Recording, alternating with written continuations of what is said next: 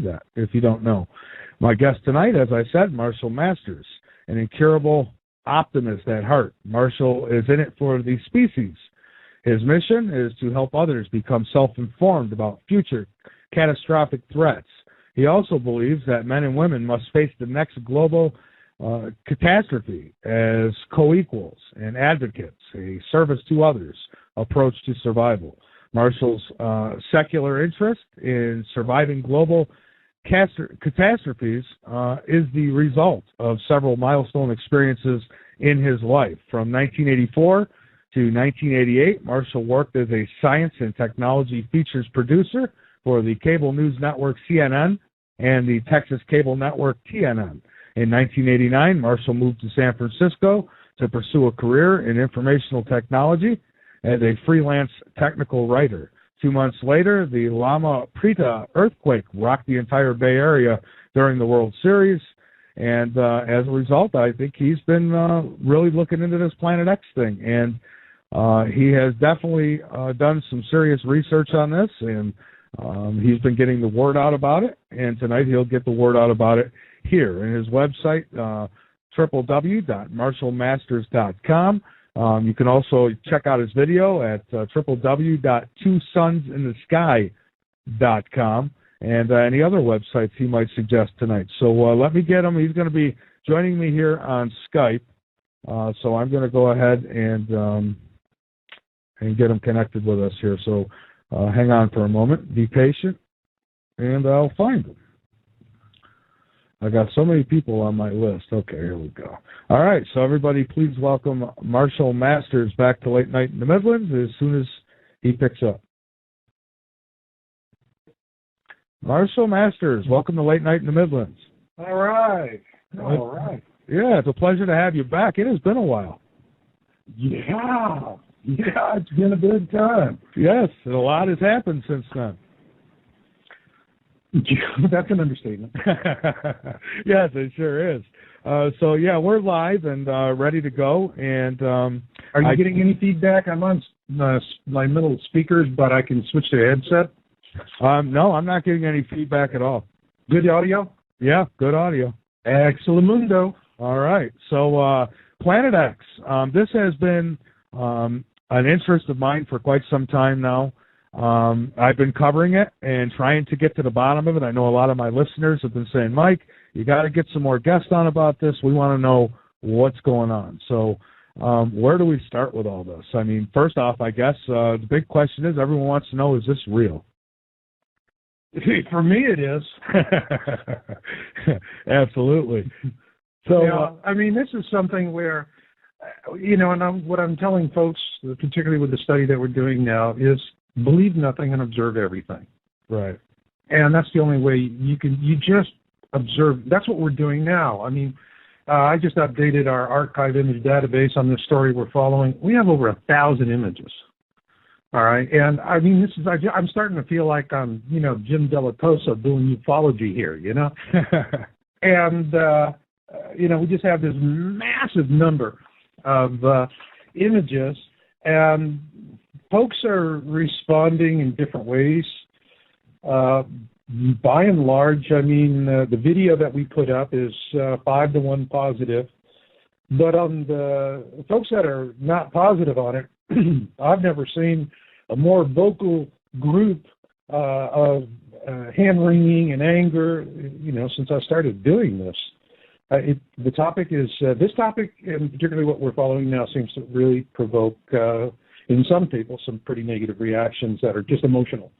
Yeah, absolutely it does. I know because I'll post some of these shows on YouTube, and it got to the point where I had to monitor the comments on the videos because people just, the dumbest things that they say. I mean, I guess, I don't know if it's out of fear or denial or what the deal is, but they do get pretty angry, some of them, when you bring this up. Some of them get really angry. It's, to me, it's just kind of like a big cognitive dissonance circus.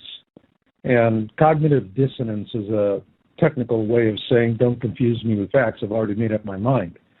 And, that's what happens. People see this and whoop, it hits something with them, and they just become irrational, difficult to deal with. Explain to me this, explain to me that. You get the lines like, well, it seems logical to me. When you hear that, trouble's coming. Right up there with, in my humble opinion. Yeah, exactly. But, one thing I've been telling people is, okay, if you haven't took a grasp on Planet X and you don't believe that's real, you cannot deny the changes that have been going on this planet. So something's behind all that. Yeah, and that's really what drives traffic on the topic. I mean, after the Mayan calendar, the genre really has gone quiet. But I've seen these cycles before, and what brings people back is not some sort of mass delusion that some folks would tell you, but what brings them back is they're seeing what's happening in the world around them. They're actually looking and taking note, and they can't explain it. I mean, like today, oh my God, this poor guy dies when a sinkhole eats his house in Florida. I know. And excuse me, I don't think they're fracking for anything down where that guy died. So, we go through these rationalizations. Let's see, what is it? Let's see, with earthquakes. I love the earthquake thing. I mean, I've been doing this since 1999. I can remember when I first started doing this. A 6.0 anywhere in the world was evening news, period. Now, it doesn't make the evening news unless you're a 7.0 with at least a 4-digit death total. You got to have over 1,000 people die, and it's got to be a 7 before it gets any serious attention. Otherwise, it might be one of these little blips of, we had a 6.9 to 11. And then next thing you know, they're off selling credit cards and tampons, and that's it. Yeah, that's right. And that's something that I have noticed, is the earthquakes have picked up. And some of the debunkers out there will say, well, no, it's just that there's better technology now and there's more news outlets, and that's why you hear about more. And I don't buy that. Well, excuse me, but that's a whole lot of you know what I mean? Yeah, absolutely. And I'll repeat that for those of you who speak French. And let's talk about that one particular argument, that there's more stations. Well, yeah, there are more stations. And that's fabulous, because these stations are giving us a ton of information about these small quake swarms. See, the point here, and what they don't tell you on television when they hand this load of bull to you, is that any one station on the planet can monitor any 6.0 anywhere on the planet. Okay? So, and those are the quakes we're really worried about. This, the 6.0 and above. Like the ones that are kind of happening most every day now. Yeah, I have a tracker a little app that I put on my website, and I go through it about every day. I mean, here it has a 5.1 in Santa Cruz Islands, and I'll see every now and then. I'll see 5.8s or 6.0s, but I'll see them every day, and I don't hear anything about them on the news. That's right. And then they come on and they say we have more reporting stations, and when they do that, I just remember that great line from Jeff Foxworthy. Here's your stupid sign. Yeah. I mean, when I hear that one, I go, here's your stupid sign. You want to buy that, go ahead and buy it. All right. Because the fact is, only one station is necessary to monitor the entire planet for 6.0 and above. So it's all the microswarms. But that's important too, because we have been watching these swarming activities, particularly in the Canary Islands. We saw with Haro, which is in the archipelago south of La Cumbre de Vija, that the volcano that we're worried about, that if that goes, then it collapses the left flank of the island and sends a wall of water to the east. Haro, huge quake swarming activity, and the entire island is lifted by all of this magma activity. And I mean, it was really scaring the heck out of people. Was that mentioned in the news? No. And right now I'm looking at this earthquake app, and it says there's a 6.5, and I think I'm saying this right, Kuril Islands? Yeah. Yeah. So a 6.5, and I bet you won't see it on the news. Any death toll? No, it's not saying anything about death toll, just 6.5, and it happened Friday, March 1st, it says, at 20, or at 13:20 hours. Nah, that doesn't meet the criteria for if it bleeds, it leads. Sorry. Yeah, exactly. Yeah, they need a lot of death. Can you give me a bloody story? You know, I mean, well, I was just being facetious. I don't want a bloody story, but that's what the media says. Just give us blood. That's all. We were, blood they got to report. The rest of it, well, unfortunately, dead white females and fallen rock stars and sports guys. And I don't know. I mean, it's all these yellow journalism topics that they kind of seem to roll through from one to the next. That's right.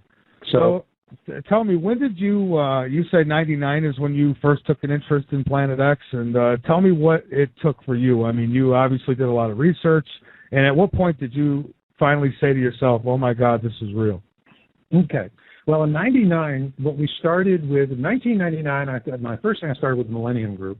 And then I started wanting to study global warming. And the guy who was running that site called me a uniformitarian. And I didn't know what that meant at the time, other than it was just time to go somewhere else. And so I got together with some other folks. And what we were doing was we were trying to determine this because during the 90s, all right, I had a travel business to Russia as a tour operator. And for several years, all right, from 93 to 98, every winter, fly out in December, fly back in January, always on Aeroflot. Well, I was in the travel business, you get a deal. But also I like the Russian jets. They're more comfortable than American jets. And they took the polar route, which was more direct. And I'm always going over the pole. Not going over is at night. But on the way back, it was always during the day. And I never forget that first time sitting in an Aleutian at 35,000 feet with my face glued to the window, for hours. I grew up in Arizona. To me, snow was something you went to the corner 7-Eleven, they put it in a cup with some flavoring, bada bing, there you go. Okay? And I'm seeing snow as far as I can see from one end of the earth to the other. It was the very first time in my life I ever saw blue ice. That's old ice.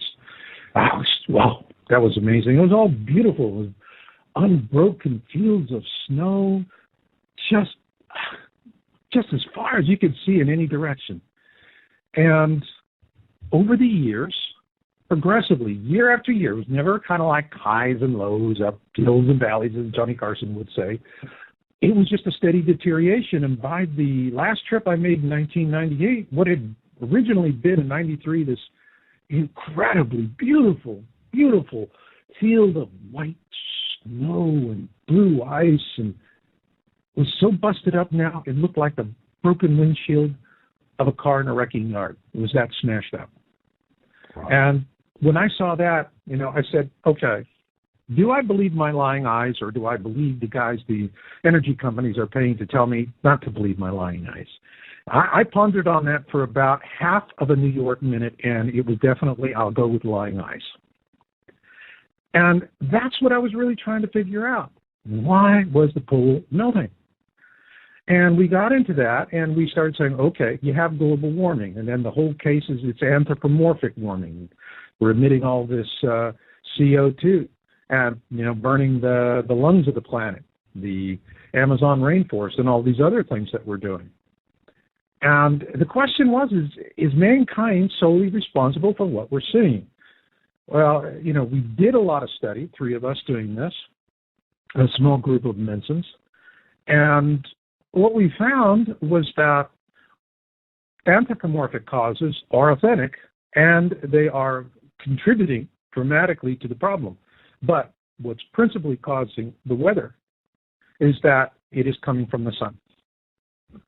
And, because you go back and you see it. I mean, the sun is warming a very small amount, but a very small amount for the sun, down to less than 1%. For us, that can be a big percent.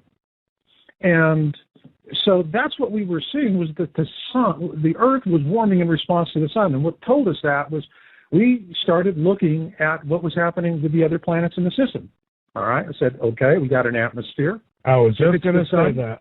Yeah. We got an atmosphere. Mars has got an atmosphere. Okay.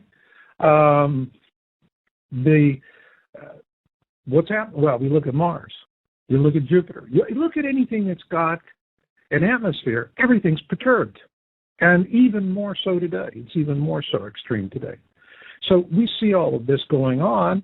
And obviously, if it's just the Earth and Mars is not having any kind of warming. By the way, the warming on Mars, if Earth experienced that same degree of warming, we would be extinct as a species, period.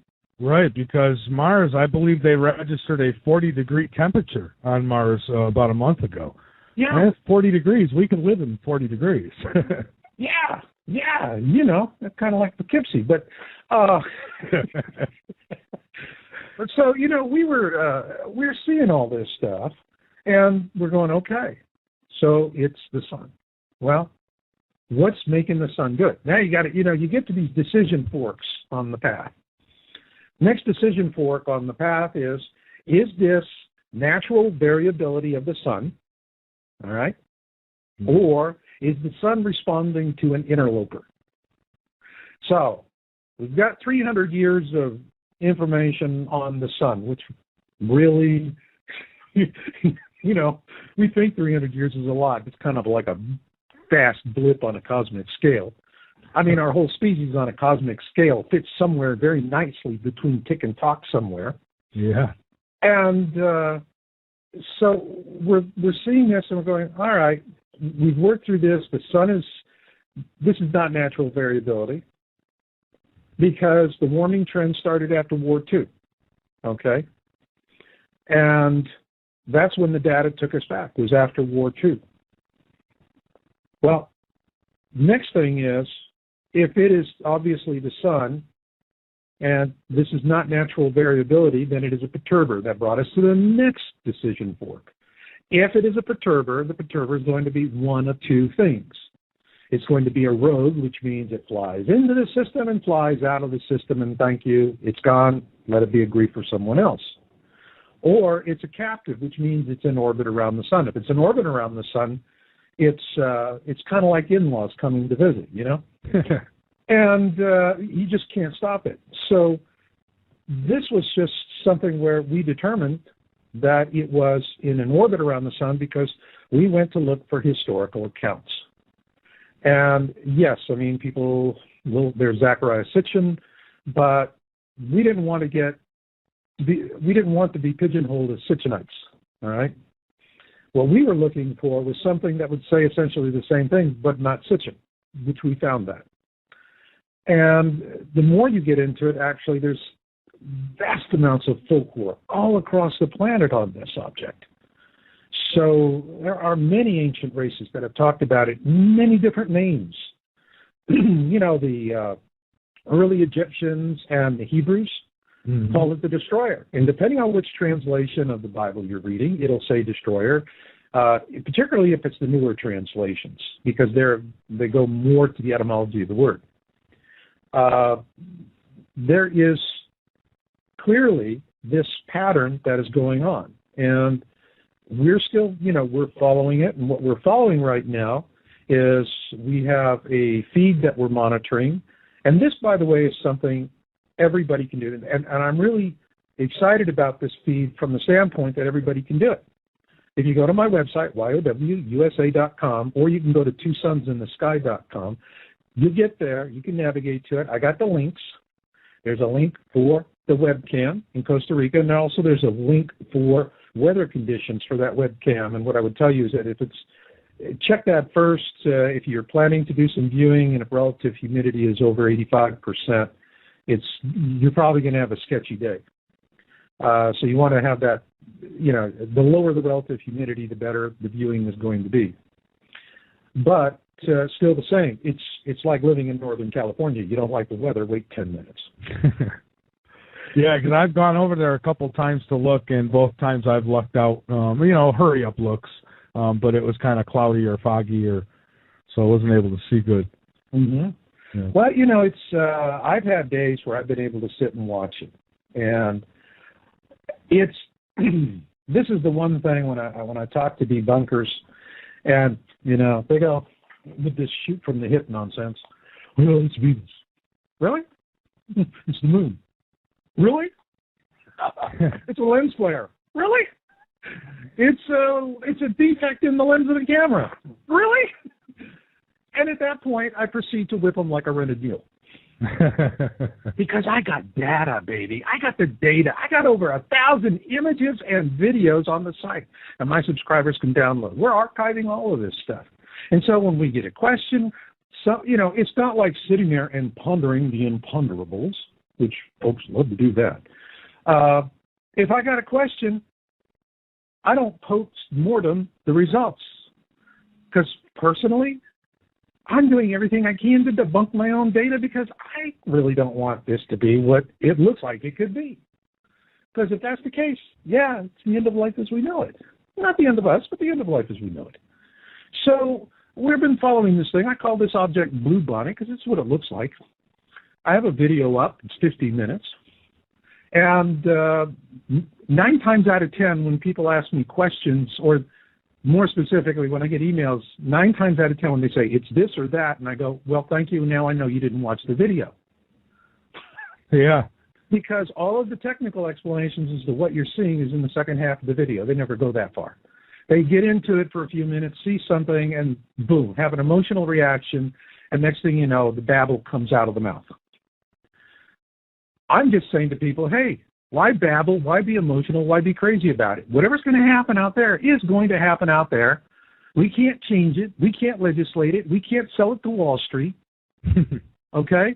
So just deal with it. See what it is. Observe it. And let it speak for itself.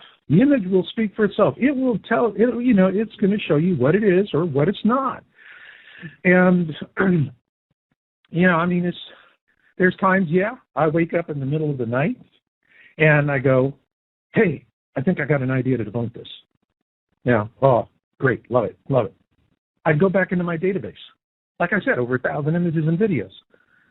In all the years you've been interested in Planet X, has anyone said I've got 1,000 images of anything? No, but, I've only seen for a long time, people would put pictures and YouTube videos out. And the only problem I've ever had with that is I don't know the people, so I don't know if they're goofing with anything or, that's the problem I've had. But when it comes from someone like you and a couple other guests that I've become friendly with, well, then I've learned to trust the data that's, shown to me. So based on what you have and based on some of the other stuff I've seen, I have to admit there is something out there. Yeah, and, we're observing this object. First off, whatever this object is, it's close to the sun. And if it's close to the sun, your viewing times are going to be before sunrise, before sunset, that twilight time. And that's when this thing pops up in the afternoon. So we're viewing in the afternoons. We've seen it appear as on some days as early as 2 o'clock Central Standard. CST is the time zone for there. But mostly we view it between 3:30 and 5 o'clock. And we actually are doing dual track observations, and we started doing that from the very beginning. Barbara Townsend, who is the chief administrator for the Planet X Town Hall, has been doing a superhuman job. Just amazing. This woman, she's a grandmother, okay? And she is on this thing like, a tick in a hound dog's ear. And she's the one who's put together this archive of over 1,000 images in 2 months' time. Stunning amount of work. All of it's very excellent. And whenever we have questions, we go in. So, like I was telling you, I said, okay, I had that idea in the middle of the night. How can I debunk this thing? Yippee. Well, the idea that I had, this was a couple of days ago, was Terminator. All right? Not like in the I'll be back Terminator. The Terminator is, when you look at the moon always has a terminator except for when you have a full moon. Otherwise, you see a lit side of the moon and a dark side of the moon. And the line that goes between them, that's the terminator. The terminator is the line between light and dark.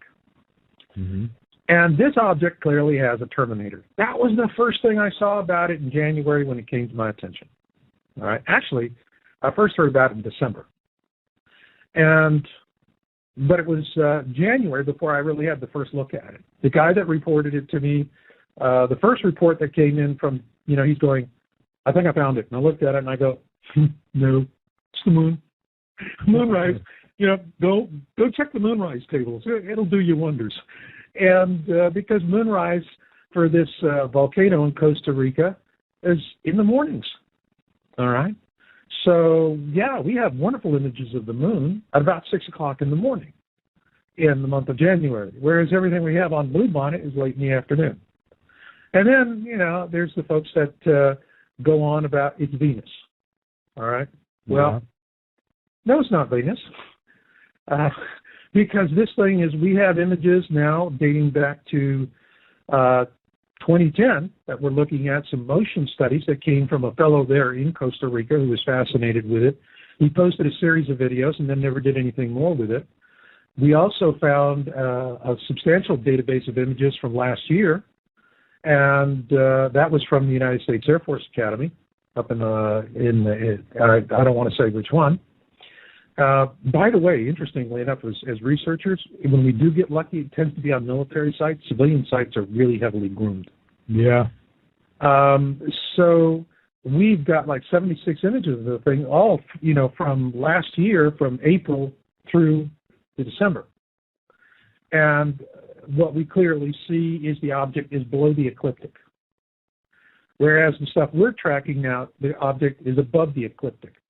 Well, Venus orbits close to the ecliptic. It has a little bit of inclination in its orbit, but we're not talking about like this object, which is steeply inclined, all right? 60, 70, 80%. Not a few percent, but it's very substantial. And so when we're using sky programs, it's very easy to determine that. The problem for people on the internet is most of them that are responding to this, we find not too many people do astronomy these days. You would think there's a lot more of it, but there's not as much as you think because we live in big cities with lots of televisions, distractions, and tons of light pollution. Right. And so these folks they're not used to it. To them, the ecliptic is the horizon that they see when they look out their picture window. All right? No, that's not the ecliptic, the plane of the system. And the ecliptic, very simply, imagine a dot in the center of the sun, draw a concentric circle all the way out to the 12 constellations of the zodiac. Bada bing, there's your ecliptic. All right, the plane of the system. And all of our planets, known planets, are orbiting on or near the ecliptic. Nice predictable patterns. So when you look at them on Starry Night, it gives you a plot, you're seeing them moving in a very predictable pattern. This thing is completely off to one side or the other. And the other thing that's difficult about the ecliptic is that people don't understand from the volcano point of view, from where that camera is, our planet is tilted, it wobbles, and so the ecliptic, the view of the ecliptic, is always moving, kind of like windshield wiper on the car, that kind of an angle, all right? Mm-hmm. So it's moving back and forth, depending on what day, what time of day you're looking at it, what the view, Starry Night does a nice job of giving that to you so you can see how things are moving naturally. This object cuts across the grain. Now, Venus, Mercury, Mars, Earth, we do not cut across the grain. This object does. Also, with the Terminator, getting back to that brainstorming session I had the other night, because I really do want to just say to everybody, we got a punchline, folks, and the laugh's on us, okay? Yeah, so do I. Yeah, that's what I want. It's like, man, I'm not some religious whack job that needs to, you're all going to die, and I was right. It's like, excuse me, this is not a left behind issue. I'm looking at this and I'm going, well, now, if this is a reflection, as so many people are saying, because they look at it and they see the object will be the left side of the Vulcan screen, and then it moves over to the right side. It's horizontally moving back and forth all over the place. Now, the people who don't understand what the ecliptic is, well, that just looks like it's a reflection. It's a weird thing. But no, I put it up in Starry Night. I plug that time in exactly, and I look at it, and yeah, this object is exactly where it should be. Okay? It's moving exactly as it should as a natural object. But again, getting back to that day side, night side. Now, if it's below the ecliptic, coming to the ecliptic, and then going above the ecliptic, then if the daylight side of that object was fixed. It's always, say, the right side of the object or the left side of the object. And it doesn't matter when you see it. The daylight side is always on the same side. Don't matter where it is in relationship to the sun. Oh, that would have been it. Home free. Aha. I got the punchline. Shut it down. We're good to go out of here. All right? No. No. Stupid me, I did that late at night before going to sleep. You know, you don't do bad news before you go to sleep. And it is not what I call a sleep aid. That's why I stay up so late. Oh, all right, you understand. And so this thing just driving me nuts, and I'm looking at it, and I'm going through it. I'm, you know, like I said, 1,000 images. Okay, I'm going to find this, and I'm going to find this, and I'm going to find for this month, and I'm going to find for this, and this, and this, and this. Now, no matter where this object is, when it's moving through the sky, the daylight side is always correctly facing towards the sun, whether it's below it, on the ecliptic, or above the ecliptic. Matter of fact, if it was on the ecliptic, it didn't have a terminator. It was like a full moon. The face was fully lit. So we start from where the daylight side, when I first see it, is on the upper right-hand side of the object because it's below the sun. And now we see it on the upper left-hand side when it's above the ecliptic in relationship to the sun.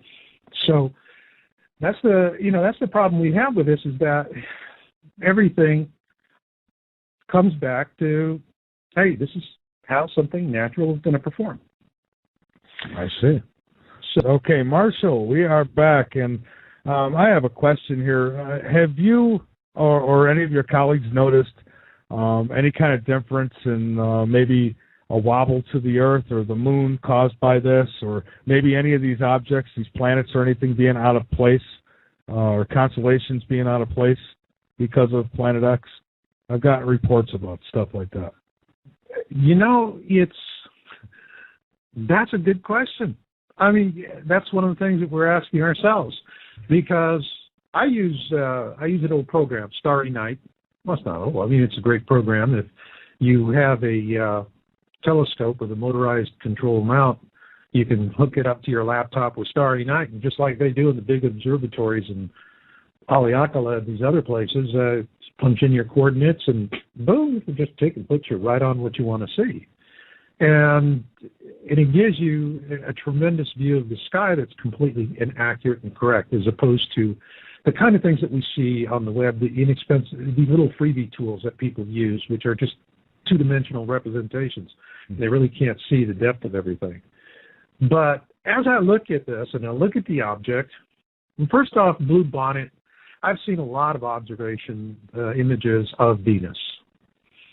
And Venus and Blue Bonnet, this object as I call it, are similar, but this object we're tracking is actually brighter than anything I've seen in images taken. And also when people are taking images of Venus, they're going, well, I have certain times of the day and I get behind the building, so, you know, I deal with that sunlight because this object is close to the sun. And so it's something where you have, you know, a limited number of days to view it when it's possible. With this thing, I mean, it's there.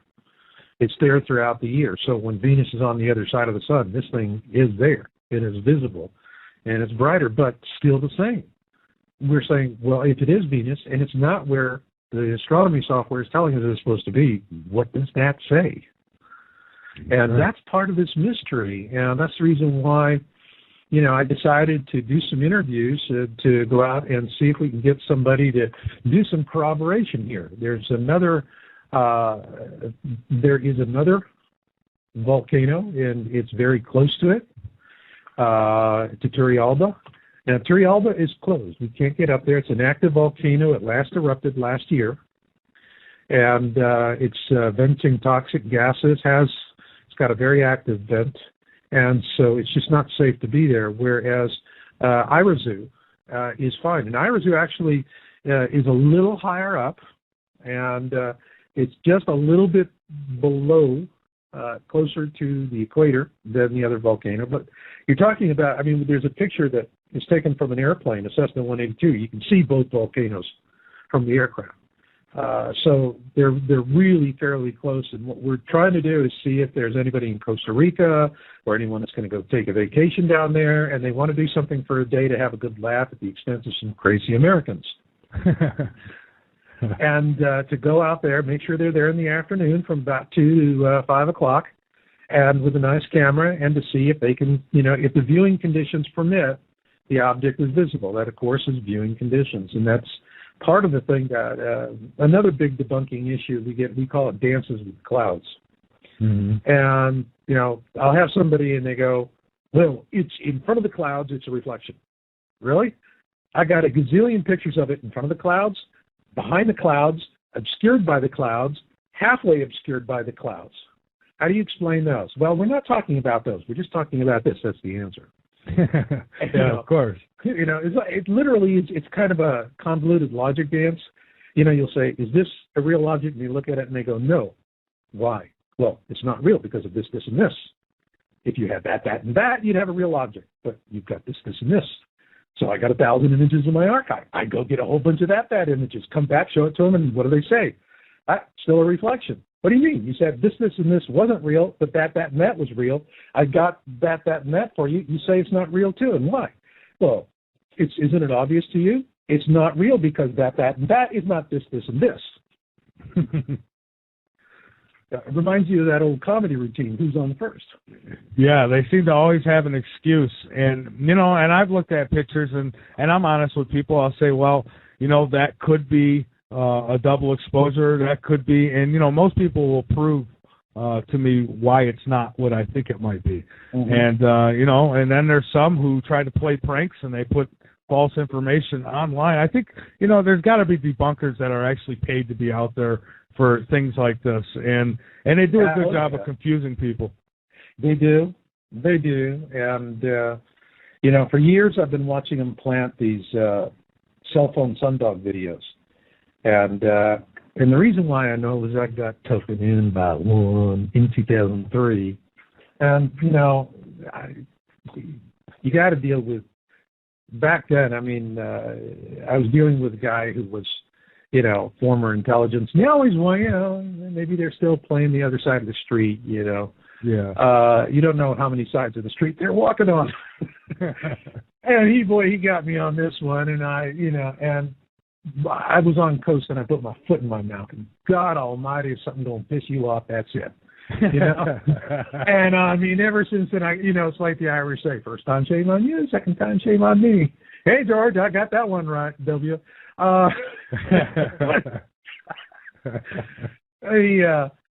So I have been on top of this, and I've watched it over the years. And first thing you have to understand is paid disinformationalists are not rocket scientists, okay?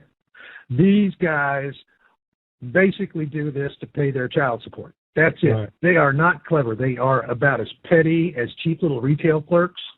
The kinds that'll switch the price tags on you. Yeah. And, these guys are, you can just spot their modus operandi, coming from a mile away. I can read it so easy, but I've been doing it for so long. For other people, it's always, we can give it the benefit of the doubt. And that's where all of this disinformation always thrives, is right at that benefit of the doubt margin. And, just enough to get your interest, not enough that you can actually independently verify whatever nonsense is being said. But if it's what you want to see or what you think you want to see, you kind of dispense with all that betting nonsense, and you go straight to the, I believe, That's what happens. And I've been watching them do this for years, and I'm sorry, got to give the devil his due. They weren't particularly creative or smart. This stuff looks like, somebody's going down the freeway, sticks a cell phone out the window, does a wiggle, wiggle, wiggle on the sun and says, looky what I brought you, that nonsense. And, with these YouTube accounts that, were started 3 years ago, been dormant ever since, and they put up a couple of things they stole from somebody else, and then they never come back to it. And it's like, oh, really? That's a real person? But, we see that. We see the modus operandi. I see how to do it, and they have been eminently successful with it. Because That's the one thing I'm seeing that really is disappointing, is that they have instilled such a powerful knee-jerk reaction to this that it's not only affected people who don't understand what they're looking at in terms of the science of what they're seeing, all right? Mm-hmm. They have infected the people who understand the science of what they're seeing, too. And so it is the biggest case of cognitive dissonance I have ever seen. Cognitive dissonance is a technical explanation for don't confuse me with facts. I've already made up my mind. And I see this coming from people who have, the ability to look at this. And it's just, and I have to be honest with you, I mean, this is something where I have been seeing this coming for a long time. And so when, somebody's shooting from the hip, knocking with them like a rented mule, and I do. Not with anything personal. I just say, here, evidence. Respond to this. How visible is it from, say, Hawaii? Like, I have a friend who's in Hawaii, and he wants to know when would the best time be for him to try to see this thing from maybe Hawaii. I mean, that's Haleakala is. I was on Maui. I watched the sunrise on Haleakala, and up around 10,000 feet, and that's in my video. And so that's a good question. One of the things we first did was to say, okay, let's start looking around for folks that, for webcams that are on these other volcanoes. And actually, it's kind of a misnomer to say it's a webcam, because Vulcan is a high-definition outdoor surveillance camera, the kind of thing that you'd expect to see on a government building to see if, you're sneaking around and you're no good, all right? And, but this thing is, it's really sharp. People we're seeing it. We're watching this imagery coming along all the way. And I just can't get folks to sit down and watch it. That's the problem. If folks would just, and you can do it. You can do it just like we do now. Any question you've asked tonight, you could sit there yourself, and if you think Marshall is, blowing smoke, okay, so what? Get in line. But go watch it. Click the link and sit there and watch it for a couple of hours. And then do all your what-ifing. And if you still have what-ifs after that, watch it the next day. It's just there, day after day, weather conditions permitting. And I mentioned earlier, dances with clouds. Well, what people don't understand, and I got into a big fight with a caller about this on another show, because I asked him, I said, how much time have you spent actually watching all of the venting, the wispy smoke, the cloud banks, all of this? And he didn't want to answer that. He said, well, I know where you're going. I don't want to answer that. I wanted to talk about this. I said, no, you got to answer that first. And he wound up, he just went hysterical, started screaming. And we had to drop the call. But the thing here is, with all these dances with clouds theories, is that you don't understand what you're seeing unless you have a footing on it. I have that thanks to the fact that I watched the sunrise from 10,000 feet on the top of a volcano in Haleakala. And I watched it looking to the east. This object is to the west. And guess what? In the northern hemisphere, we couldn't find. If somebody else can, please let me know. We couldn't find anything that was pointed to the west. Volcano cameras, surveillance cameras, webcams, whether it's Haleakala, in Hawaii, Maui, the Big Island, I don't care. All right? It's either they're pointing the cameras right down into the volcano, at which point all you're going to see is rocks and smoke and some lava, or it's pointed out to the east, and this is not where this object is being observed. The other thing is you're up around 30 degrees with Haleakala and Maui, whereas we're looking at 9 or 10 degrees with these Costa Rica mountaintop observations that are coming from the volcanoes, and about the same height. So if he's going to go up to Haleakala, for example, since I've been there and I'm familiar with it, and it's a stunning thing to do, be sure you're there in the afternoon.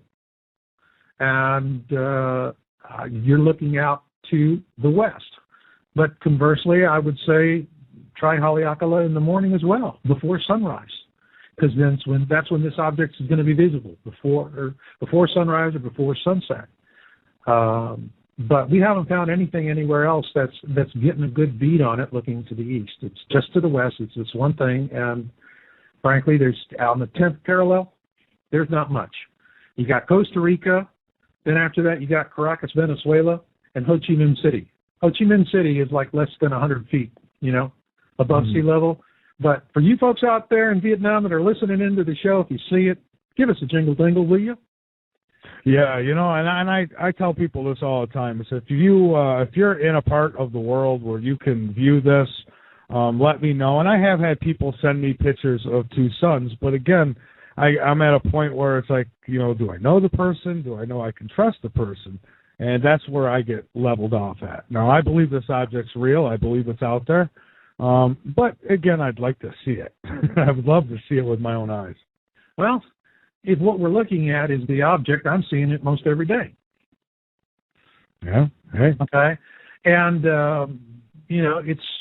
I'm looking at it. But I also have to tell people is that we have to be practical. What we have right now is a very, very compelling single source, the Volcan feed coming from Turrialba volcano, which is operated for the benefit of the people in Costa Rica by the university, because the locals down there are watching that raw camera feed all the time. Because if you're at the foothill, if you're living on the foothills of a volcano, a stratovolcano, you want to know when it's time to start running downhill, screaming, "Feet don't fail me now." Yeah, exactly. And so they put it up there. It's a raw feed. It's unedited. It's not Photoshopped, which is, somebody said it's all Photoshop. But I sat there and calculated that this camera, the raw feed coming off the camera is probably putting up somewhere around 60,000 images a week. And I asked the guy, I said, if it's Photoshopped, 60,000 images a week, 24/7, how many Walt Disneys and how many Pixars would it take to make that work? Exactly. Here's your stupid sign. Right. Well, Marshall, we've got a couple calls, and okay. So I'm going to go ahead and take them. I'm going to call off your area code because my screener is unavailable at this moment, so we're going to take a chance here. Oh, boy, we're skinny dipping now. Huh? Yeah, we're skinny dipping. Let's go with 662 area code. You are on Late Night in the Midlands. Hey, what's up, guys? Hey, how you doing? I'm pretty good. How are you guys doing tonight? Great. So where are you calling from? I'm calling from Olive Branch, Mississippi, man. All right. Well, welcome aboard. Yeah. I've been trying to convince, like, my mom and my dad, everybody that Planet X is real, et cetera, et cetera. And, I mean, seriously, the phrase that I've come up with that, well, not really come up with, I've come across that describes, how ignorant these people are is it's pretty easy to fool someone. What's hard is convincing them that they've been fooled. And basically, I just wanted to say that the Holocaust was the best thing that ever happened and that Adolf Hitler was an absolute saint. Okay, well, good for you for feeling that way, and I don't know. All right. So, Marshall, I don't know where that was going. Well, all my family in Europe on my mother's side were killed by the Nazis, so that's where it's going. Let's get another caller. All right, let's try another one, and not so sure how this one will go either, but we'll give it a shot. It's a YouTube name, so we'll take another chance here. You are on Late Night in the Midlands. Yeah, can you guys hear me? Yes, I can. I got a question. Are you a neo-Nazi like the other guy? I mean, come on, Oh, no. No, that's like, people are retarded, man. I don't even know what they're doing. I got a question about, how the meteor hit Russia or whatever, the asteroid. I was wondering, do you guys think that, there might be more on the way? Could that be like a sign that, Nibiru and all that stuff? I don't even know all the names. I just know the Planet X stuff supposed to hit us and all that. When do you guys think it's going to happen? Well, that's a good question, caller. All right. First off, you have the first thing I noticed about that impact in Russia was I think it was a DA-14, 2012, something like that. NASA was making a big thing about it, came closer than our geosynchronous satellites and all that. And while NASA is doing all the publicity and looking at this thing, which was a non-event, the biggest flipping rock to hit the planet in over 100 years smashes in and catches these yutzes with their pants down. Yeah, okay? We didn't even see it coming. Didn't see it coming, and I just had all kinds of fun laughing hysterically watching NASA explain why they were wrong for all the right reasons. Okay, they do that pretty well. But you know, if you've got a perturber coming into the system, okay, you got a big thing passing through the system, you got to expect somebody to say hello to my little friends. All right? Exactly. This thing is going to be pushing and pulling all kinds of stuff with it. As a matter of fact, on the site there's these guys, Astronomer 00 Skyview team. And they actually have been imaging this thing with their infrared rig and reporting on it. Their reporting is very similar to what we did back in, people say, well, when am I going to see it? I tell them, I've been seeing it ever since, 2008, when I started publishing disclosure videos from the South Pole Telescope. And so if I want to see it, I just go back to those old videos. And I find there's a very consistent pattern where you have a large dark sun with multiple satellites, planets, and moons, and there's a hellacious, iron rust field that's coming with it. That concerns me even more than the rocks, okay? Because that takes me right back to 10 plagues of Exodus. That first plague of Exodus, that the water was turned blood red. Now, we've gotten into accounts in the Colburn Bible, which was actually started by the ancient Egyptians. It was their 9/11 report, if you will. They were trying to figure out how these scrappy little Jews, with their little god, whooped their pantheon of super Egyptian gods, okay? And they're trying to figure out, okay, what's their secret god weapon here? We're going to get us some. It never worked out for them, but we got a great book out of it. They described this thing, and then they describe it in great detail. It's very clear. This wasn't just something that happened in Egypt. Exodus was a global disaster, all right? As a matter of fact, after Exodus, and according to the Egyptian accounts, the Pharaoh of Exodus actually was leading the charge. He wasn't up on the hill. He was leading the charge. He was down there. They killed over half the Jews, and the Egyptians going with them. And then the water came in, and that was it. Hasta la vista, baby. All right. Yeah, the meteor. Like I was thinking, like it just happened. Like it was like 6 years later. I mean, it was like the meteor came in. It was almost like Hitler's people sent the meteor up. They were so advanced. Okay. So there we are. Well, I can't say anything about that because I never saw it. No, I can't either. But hey, thanks for the call. I do appreciate it. Good question. But let's get a little serious here, though. Okay, so this thing's out there, and you do have plenty of pictures. Over 1,000 pictures? That's right. Video evidence, and so now what can we expect? I mean, out of this, some have told me that the worst has happened. I don't believe that. I think that it's going to get much worse. What can we expect? I can tell you what we're working on with our data analysis. And, we've just been, in the last month, our archive has more than doubled, okay? And so right now we're just inundated with information, just inundated and trying to parse through it. But initially what I'm seeing is that the object, when we got this thing, we first started watching it, it was tracking north of the ecliptic. It's still north of the ecliptic, but it's no longer tracking northward. It appears to have hit its semi-major axis, and now it is arcing over, which means it's coming our way. Now, how this all works out in terms of location, that's the prime rule of real estate. It's going to depend on where we are in relationship to it and the sun when it's passing over and coming in through the core of the system. When that happens, it really gets rough. Now, what we're seeing is in the imagery, we are beginning to see an increasing brightness and increasing size in Blue Bunny. It's getting bigger, it's getting brighter, and it's arcing in its orbit.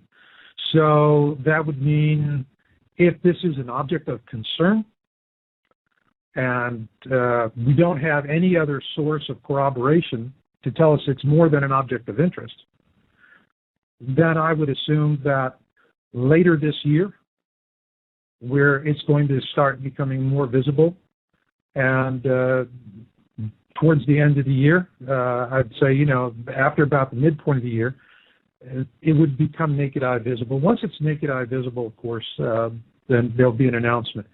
there's everybody. One of the things, oh, God, I've got about, let's see, how many emails? 10,000, 20,000, 30,000, whatever. Everybody's telling me about Jim McCaney, all right, because McCaney is reporting that at Project Wormwood, they're busy as bees with a whole bunch of government astronomers and military astronomers, and they're busy working on something and not saying anything to anybody. Now, for those of you who don't know about Project Wormwood is the Learmonth Observatory in the northwest tip of Australia. It is their job is to look for near-Earth objects that are presenting a threat to the planet. It's an infrared astronomy, which is the smart way to do this kind of work. And so if they're there and they're observing it, then that tells me, we might have an announcement. We might not. I mean, I don't expect the government to tell us anything until it's absolutely too late to do anything about it. This is Titanic rules, okay? First class gets the boat, steerage goes down with the ship. We're steerage. And what you do with steerage is there's a simple rule. The first to die are usually the last to know. Look at the movie 2012. These people all over the world are plots and dead. They don't know why. Okay? Yeah. Except for the schmucks that are heading for the boats. And that's Titanic rules. And so, and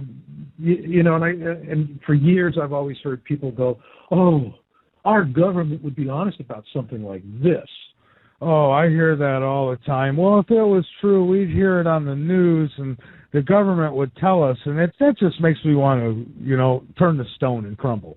Yeah, here's your stupid sign, because you ask these people, you say, can I ask you a question? You believe everything the government tells you? No. So where's this imaginary truth threshold? Yeah, if you're going to believe that, then you might as well believe everything you read on the internet, too. That's right. That's right. That the tooth fairy's a registered Republican or whatever you want. But, hey, that again is people just believing what they want to believe. Because it is 10,000 times easier to say no than it is to say, what am I looking at? And NASA... That's the question nobody likes. What am I looking at? You're right. And I just was going to mention that NASA had put out an article, it could have been a year ago now, probably a little over a year ago, claiming that they had located a brown dwarf star that was supposed to be caught in some type of orbit behind the sun. So it seems like they give little signs here and there about stuff. Trial balloons. Yeah, we get the trial balloons. I think the one that's interesting is Comet Ison. They're saying later this year is going to be brighter than the moon. Isn't that convenient?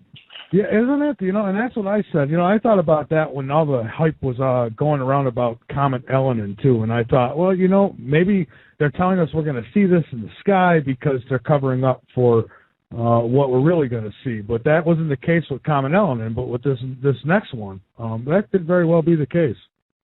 I remember Comet Elenin. I covered it. I had a very popular video on it. And I did that video principally because all of us, we were seeing, it was like, this took us back to 2003 with Nancy Leader and Mark Hazelwood and the big Nibiru flyby scare of 2003. That was a non-event. That was, as a matter of fact, on our website. I have an exclusive interview with Zachariah Sitchin just about that exact thing because we were saying, no, ain't going to be here. Sitchin was saying the same thing, ain't going to be here. He called me, woke me up on a Sunday morning, says, I want to give you an interview. I said, I'll take it. Yep. Hell of a guy. People knock him, but I'm going to tell you something. This guy dotted his I's and crossed his T's. When we did the story, I said, okay, Mr. Sitchin, I'll let you, have editorial review. After the third time he edited his own edits, I said, that's it, I'm going to press. But, it's, hey, people are just going to believe what they want to believe. And you deal with it all the time, and you see it, and I see it. And for me, I think where it really gets me to right now, to be honest with you, Mike, is I am not so much interested anymore in really explaining this to people because right now it's technically arcane, I mean, it reminds me of when I was a kid growing up and there was Walter Cronkite doing this Gemini program or whatever it was, and he's going, now, this baseball and this football I'm holding are not to scale. But it's just, you're, imagine, if you will, and we were all with it, so we didn't care that nothing was to scale. But I don't have that advantage here. So I'm really shifting my focus right now from public education on this to just reporting on it, amassing the data, because maybe I can do what the ufologists are doing. That's their tactic. I'm inspired by that. They're building, just simply this massive amounts of evidence. And it's, and it's just getting more massive every day. Their hope is that they would force disclosure. And so if this object of interest is Planet X and it's inbound and it's going to give us a good whack, if this story that we're breaking can force disclosure even a day earlier than it's already planned, that's a day more people have to fight for their lives. That's right. And, some say, Obama's going to announce it, and I don't see it. I don't see the government saying anything until they absolutely would have to, and that would mean we see it in the sky, and it's probably almost too late. They're going to announce it when it crosses the 7/35 threshold. Now, and what I mean by that is when everybody on the planet could see it with a pair of 7x35 bird-watching binoculars, the kind we like to use in football games and whatnot, that's about the time they're going to get the itch that they're going to have to level with the story, just before it becomes naked eye visible, which means once it crosses that 7x35 threshold, that's when they get a serious case of the itch and they got to do something. Because if they announce after the object is visible to everybody on the face of the earth, then they're really going to look like what they are. Absolutely. Marshall, hang on with me for a moment. We're going to take another break here, and then we'll come back. And the good news is that my screener is back in the house here, so maybe we can actually get some decent calls. Marshall, we are back, and we do have some calls. And I know this next call will be decent, so we'll go ahead and take it if you're ready. I'm ready. All right, let's do it. James in Massachusetts. Welcome aboard, James. Yeah, thank you, Michael. How you doing, Marshall? Hey, James. How you doing? Well, pretty good, I guess. We all know about these chemtrails and stuff, and I go to a lot of conferences. I went to the chemtrail conference last August, and Debbie Tavares got up, and they started booing her when she tried to say that chemtrails were good asking if chemtrails were good, and she never did get to finish. But my question is, they're putting aluminum, parts per million, like 600, well off the charts. And aluminum is non-metallic, right? Is it possible that they're putting these aluminum covers on the North and the South Pole to prevent electromagnetic discharge between whatever's coming in and Earth? Well, that's good. I mean, chemtrails have been, I can tell you that when I started Yowza, all right, back at that time, the fellow that helped me start it was former defense and very, very knowledgeable in it. And one of the first things he cautioned me, he said, watch out for chemtrails. You talk about it, you're going to get hassled by the wrong people. And so it was, one of those things, well, I'm heading for Planet X, so there's no point in lifting a rock to see what's under it if you're going to get bit. But I remember one of the most stunning things, a conversation that I had with a close friend. Now he's a retired pilot. He was a 777 driver for a major airline, and he did either South America or Hawaii. And one of the things that he was just absolutely furious about chemtrails, because when he's flying, he takes some of his own equipment with him. And when you're in an airplane, for those of you who know how to fly, you got a squawk, you got a transponder. It tells everybody where you're at. Well, these jets that are doing the spraying are in their own controlled airspace, and it's not the same airspace as the military or the civilian. All right, they fly below the civilian jets because the pilots in the civilian jets look down on them doing the spraying. They know the difference between contrails and a vapor trail. They've been seeing this for years. They've been just as suppressed about this as they have been about UFOs. It's that third rail, talk about it, you die, your career dies kind of a deal. But he was furious because he said they're up there And they don't squawk. Their transponders simply are not on any of the frequencies that the civilian or military are going to use, which means they're under their own control, and who knows where they're being controlled. And there's a lot of theories as to what they're doing. I think part of what's happening with chemtrails, it's not one thing, but it's multiple of things. I think one of the principal reasons why they're doing it is to offset the increased sunlight that's coming in from a more active sun. And so it's a form of weather modification. But also what we have found with the chemtrails is, and the health effects of these things are just awful. And I feel so sorry for people who live in communities that are really getting hammered, like especially over Los Angeles. They're always seeing chemtrails. And like as if they got enough clean air as it is. So this is just terrible stuff that people are pulling into their lungs. It is a real nasty third-rail topic for media, for pilots, for anyone who's seeing what's going on. It is, you report it, that's it. You're living under a bridge, buckaroo. But the other thing, too, is we find is that it creates a visibility problem, that the reports that we're getting that we find are the best reports are from above the clouds, okay? So we had reports from last year. We had reports from folks who were flying on civilian jets in Japan, another one in Australia. They actually saw two suns in the sky, and they took smartphone images to do that, to substantiate their sighting. But it would have been, if you're down below the clouds, you're down below 10,000 feet. This stuff makes it real hard to see what's happening out there. It really cuts down on visibility. I think in terms of the effect of chemtrails on visibility, it's almost like, when you're taking a shower and maybe you got a glass shower stall and you kind of see through a fuzzy, one of those things.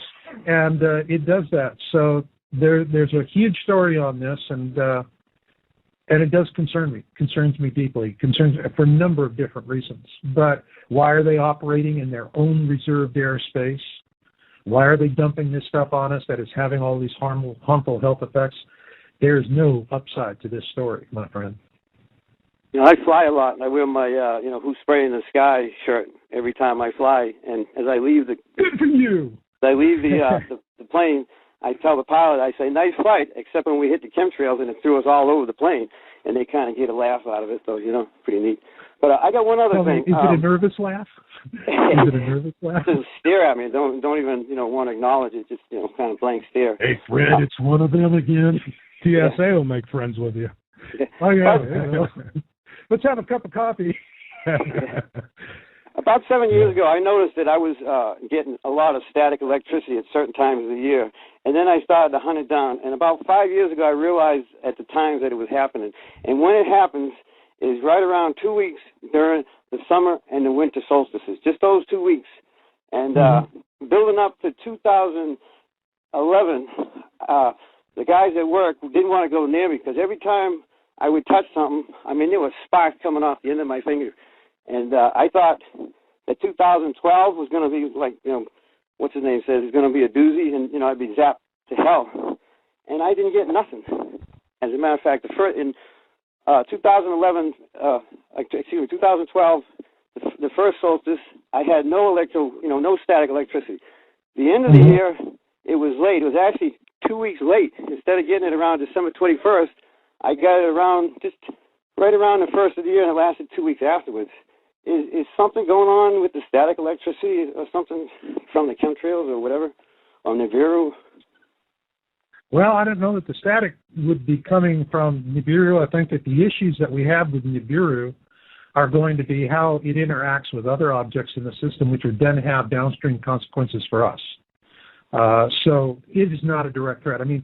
When I hear somebody on the radio say, well, this is going to hit our...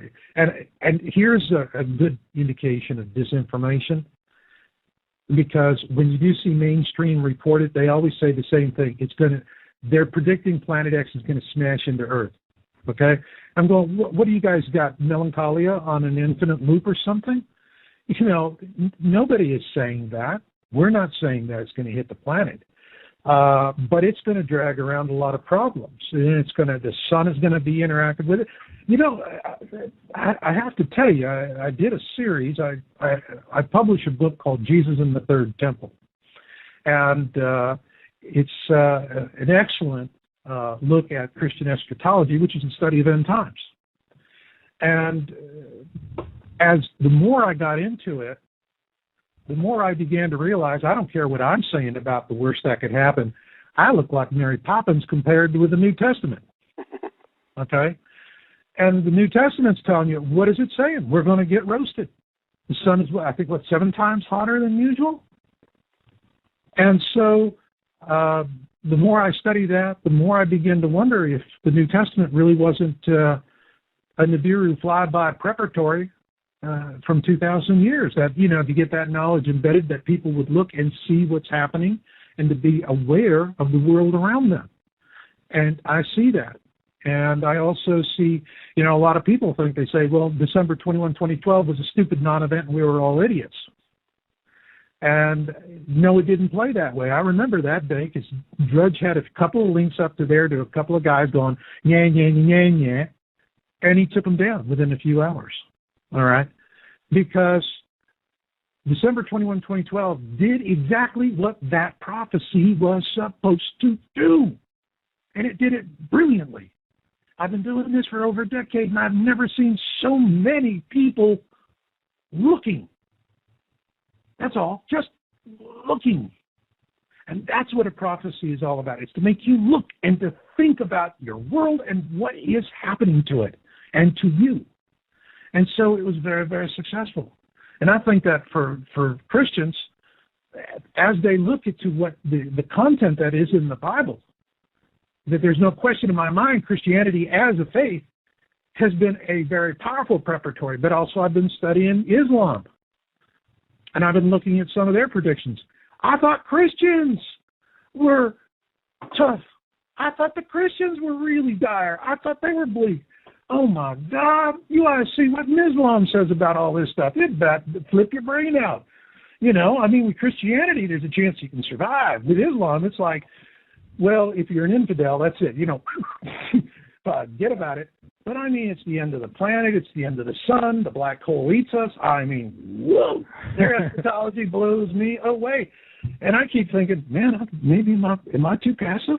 But, this is the way it is. And there's so much as we study it and we find correlations between information in the Bible. And I'm not looking at it as a person, as a believer, as a religious person who's saying that this is a matter of faith.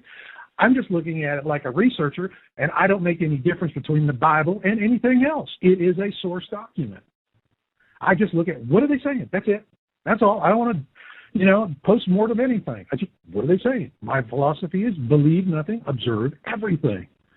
If you observe long enough, you're going to know what you're looking at. No one's going to have to tell you. You don't have to pay 10% of your wages to get the information. If you just observe it long enough, you're going to know, because it's going to expose itself. And that's what's happening right here. And I think that, people are wondering what is going to happen when this flyby kicks in and it goes.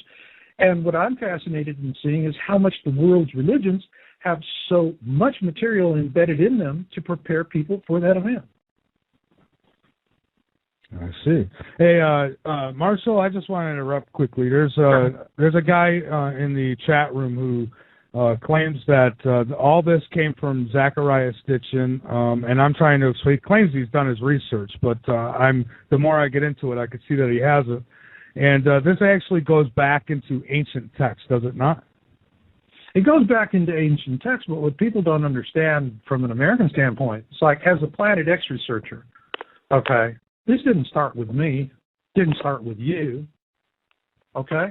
This was going on long before we were glinting Daddy's eyes, all right? Matter of fact, the very first Planet X astronomer researcher was Percival Lowell, the Lowell Observatory in Flagstaff. He got a spot at around 7,000 feet, built an observatory there for one purpose, to find Planet X. Because Planet X at that time was the perturber, it was Neptune's perturber. Neptune has a perturbation in its orbit. You know, a little spot where it does a zigzaggy because there's something out there pulling on it. And they were looking for, what Percival Lowell was looking for was Planet X, which at that time was Neptune's perturber. Now, Planet X is a generic term. And so how did we find Neptune? Neptune turned out to be the perturber for Uranus. And Uranus turned out to be the perturber for Saturn. And that, by observing a known object and perturbations in that object, astronomers and mathematicians were able to calculate where the perturber would be. And the calculations were so excellent that it was once they finished the numbers, very short order, these planets were discovered. They were sighted, but mathematically they knew them to exist. The problem was when Clyde Tombaugh discovered Pluto, it was mistaken for Planet X, but Pluto is only about 60% the size of our moon. It doesn't have enough mass to be Neptune's perturber. And so the search has continued. The next guy to pick up the gauntlet, the next professional astronomer to pick up, was Harrington of the Naval Observatory. He published a brilliant paper on it, had a telescope manufactured to purpose for an observation from New Zealand, and that observation was made, and before the information and all of the data was then shared with NASA, and immediately after that, everything disappeared, and this guy suddenly dies of a very mysterious cancer. Okay? Okay. So, this whole thing didn't start with me, folks. I'm Johnny come lately to the game. Exactly. This has been a long time, and this is, and I'll tell you the reason why Harrington did get killed. I think he was executed. I think he was assassinated to shut him up. I think so too. And I'll tell you exactly what the heck did it. I'll tell you what set it off. He did an interview with Sitchin, and it went on the air. And the minute everybody saw that, they saw a mainstream astronomer with some fringe lunatic wacko like Sitchin. Boom, the sirens went off, and next thing you know, somebody walks up and says, "Glad to meet you, sir," and nobody knows they got all that damn virus on their hands. Slap it, boom, next thing you know, you got a rapid onset cancer, and you are pushing daisies. And so this is a topic that, it started with this, and it started with that, and that's all shoot from the hip stuff. I love it when I get guys like that. I can whip them like a rented mules all day long. Well, according to this gentleman in the chat room, he claims that, Zachariah Stitchin, you, and God, he's got a whole list of people who are nothing but con men, and Planet X isn't real, and Nibiru isn't real, and, but I've asked him to call in. I said if he thinks you're wrong, he's more than welcome to call in and confront you, but apparently he wants to sit in the chat and just debunk. But there you have it. Well, what does that say about that? It says it all. That's my point. That's it. It's always easy to snipe from the background. It's like it's easy for me to shoot down debunkers because they always are shooting from the hip. I don't shoot from the hip.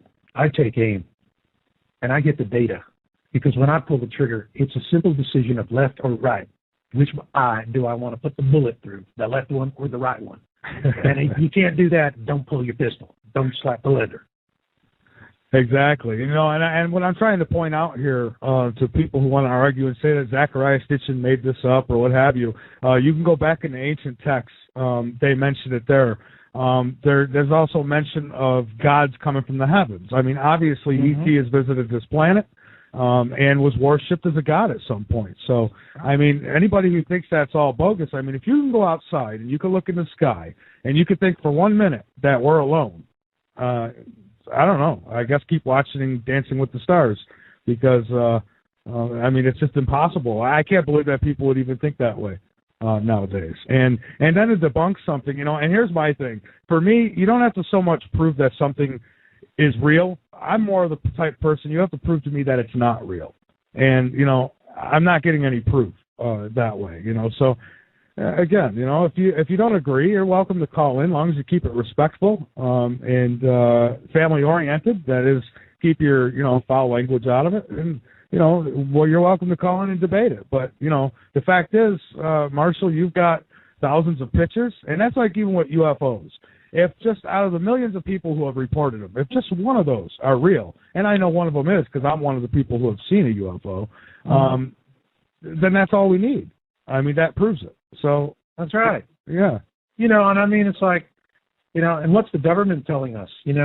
Hey, it's smoke gas. You know, that's what they're telling us. I mean, it's like, we're not that stupid, okay? We're just not that stupid. Lincoln said, hey, you can fool all the people all the time. You can't fool all, or some of the time, you can't fool them all the time. And that's the case here. And so it is, you know, first and foremost, you look at it and you search for the truth that resonates within you.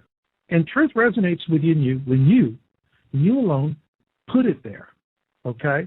But the process of putting a truth that resonates into your own self, into your own consciousness, is something where if it's nonsense, it won't get there. It's the reason why people have so much trouble. They lose faith in belief systems.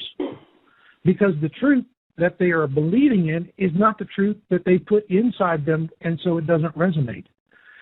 And when something does resonate, you know it. You know it. You don't give a rat's cahootie who says what. You know what you know. That's it. End of story.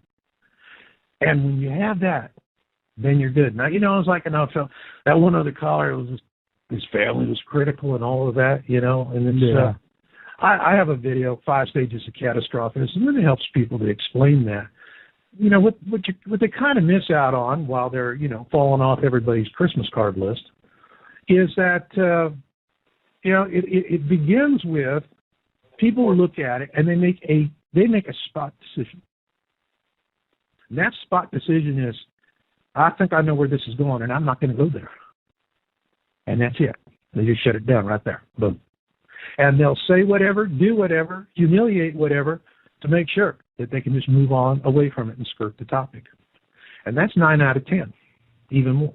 No, sure. Then you got the handful that look at it and they ask the deadly question, what am I looking at? What am I looking at? In other words, what am I observing? And the minute you have the integrity and the guts to ask that question and to get the answer in a way that resonates within you, you have begun a very powerful journey of truth. Until then, you're nonsense. And that's all there is to it.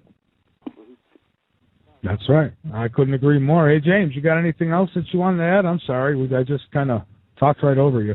Nothing other than I'm actually relearning all this because when I was in my last year of high school, I had actually the top Mason in town was my teacher, and he had us read all these books about this and told us that it would be coming around in our lifetime. So I'm actually relearning all of this.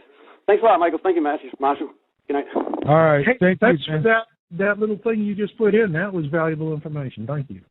Yeah, absolutely. And Marshall, I thought maybe we got down to about the last 40 minutes here, so I thought maybe we'd get into a little bit of survival, because for the people who do take this serious, or at least take the earth changes serious that we're going through, I know people will fall into a sinkhole and still deny that anything's wrong, but perhaps we could go through a little of the survival. Yeah, it's like, how do you fall into a sinkhole and ignore that, you know?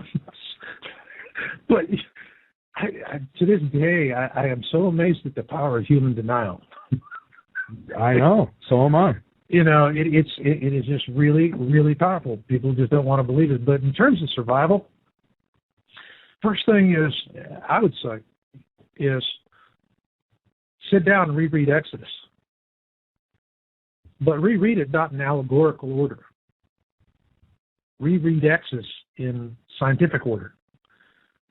So it begins with the water turning red, blood red. But then the second is going to be the hail, the fiery hail. What we know about this object that we're seeing reported from the observations, not only from 00 Sky View, but Nibiru 2012, the guy that originally did it, who his account was taken and compromised by disinformationalists who then smeared him. Whoever that guy was, if you're listening, you have always been my personal hero, Nibiru 2012. You got brass ones, baby. You are the real deal. And God bless you wherever you're at. But getting back to this, and reread that. Now, what's going to turn the water red? Iron.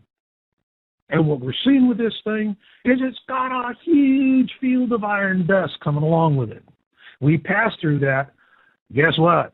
The water's going to turn blood red. Just for the same reason you go to a brickyard and you say, I want really bright red bricks for my chimney. What are they going to do? They're going to take the same old brown stuff that they use, and they're going to add iron to it, because the iron is what turns it red. And so that's what's going to happen, which means once that's in the water, that water is not potable. And we're not talking about it's going to affect the oceans. It's going to any open water source. Doesn't matter. Rivers, lakes, streams, oceans, anywhere where that dust can settle is going to become unpotable. All right? So if you are living out in the country, drill a well. Not a shallow one. Go deep. Get down for that artesian water, because you're going to want to have water. When everybody else is having a hard time, you're going to want to find a water source, because cleaning up the iron, cleaning up that water, is just to have enough to drink is going to be pretty tough. Mm-hmm. Okay. Now, the next thing is that you've got the fiery hail. All right. We're going to have, we're starting to see bolides. We're starting to see meteorites. Stuff's falling on the planet. Always does. All right. We're just seeing more of the big chunks. All right. And so what you need to be mindful of with that is that these things are going to be creating all kinds of havoc. And you're going to need to be in a situation where you can get some dirt over your head for that reason, but for another big reason. The sun is going to be a lot more active. All right. When I was telling you earlier, I was studying this Islamic stuff about Planet X. And what they're saying is the sun is actually going to become so enraged by this flyby that Mercury and Venus are going to be completely hosed. That's it. Those planets aren't going to be there after this.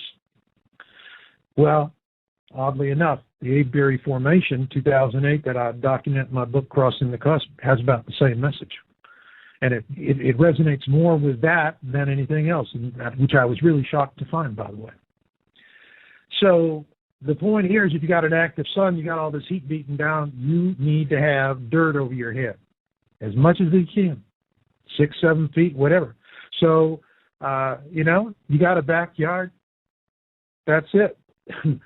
Be in a situation where you can, if you got to dig down real fast and shore up and make yourself a temporary facility. So if you haven't dug something, okay, just make sure you got the tools on hand. You got the shovels and picks and something to shore it up, so that during the day when there's sunlight and everything on the surface is getting fried, you're down there. Now, that's also going to be a real hard thing for animals, and what people don't understand. The Mayans tell us that when this thing happens, the animals go crazy, and they start attacking us. Well, what would cause that? Well, if you got animals that are completely exposed, what's happening? They can't drink. Their food sources are dying. They're being roasted by the sun during the day. They're half blind. They're getting burned. I mean, they're not in a good place. And what are we going to be doing? We don't think about it. We got a little canteen with water that we're drinking out of. The animals will smell that because we can't smell it. They can't. They're going to come for it.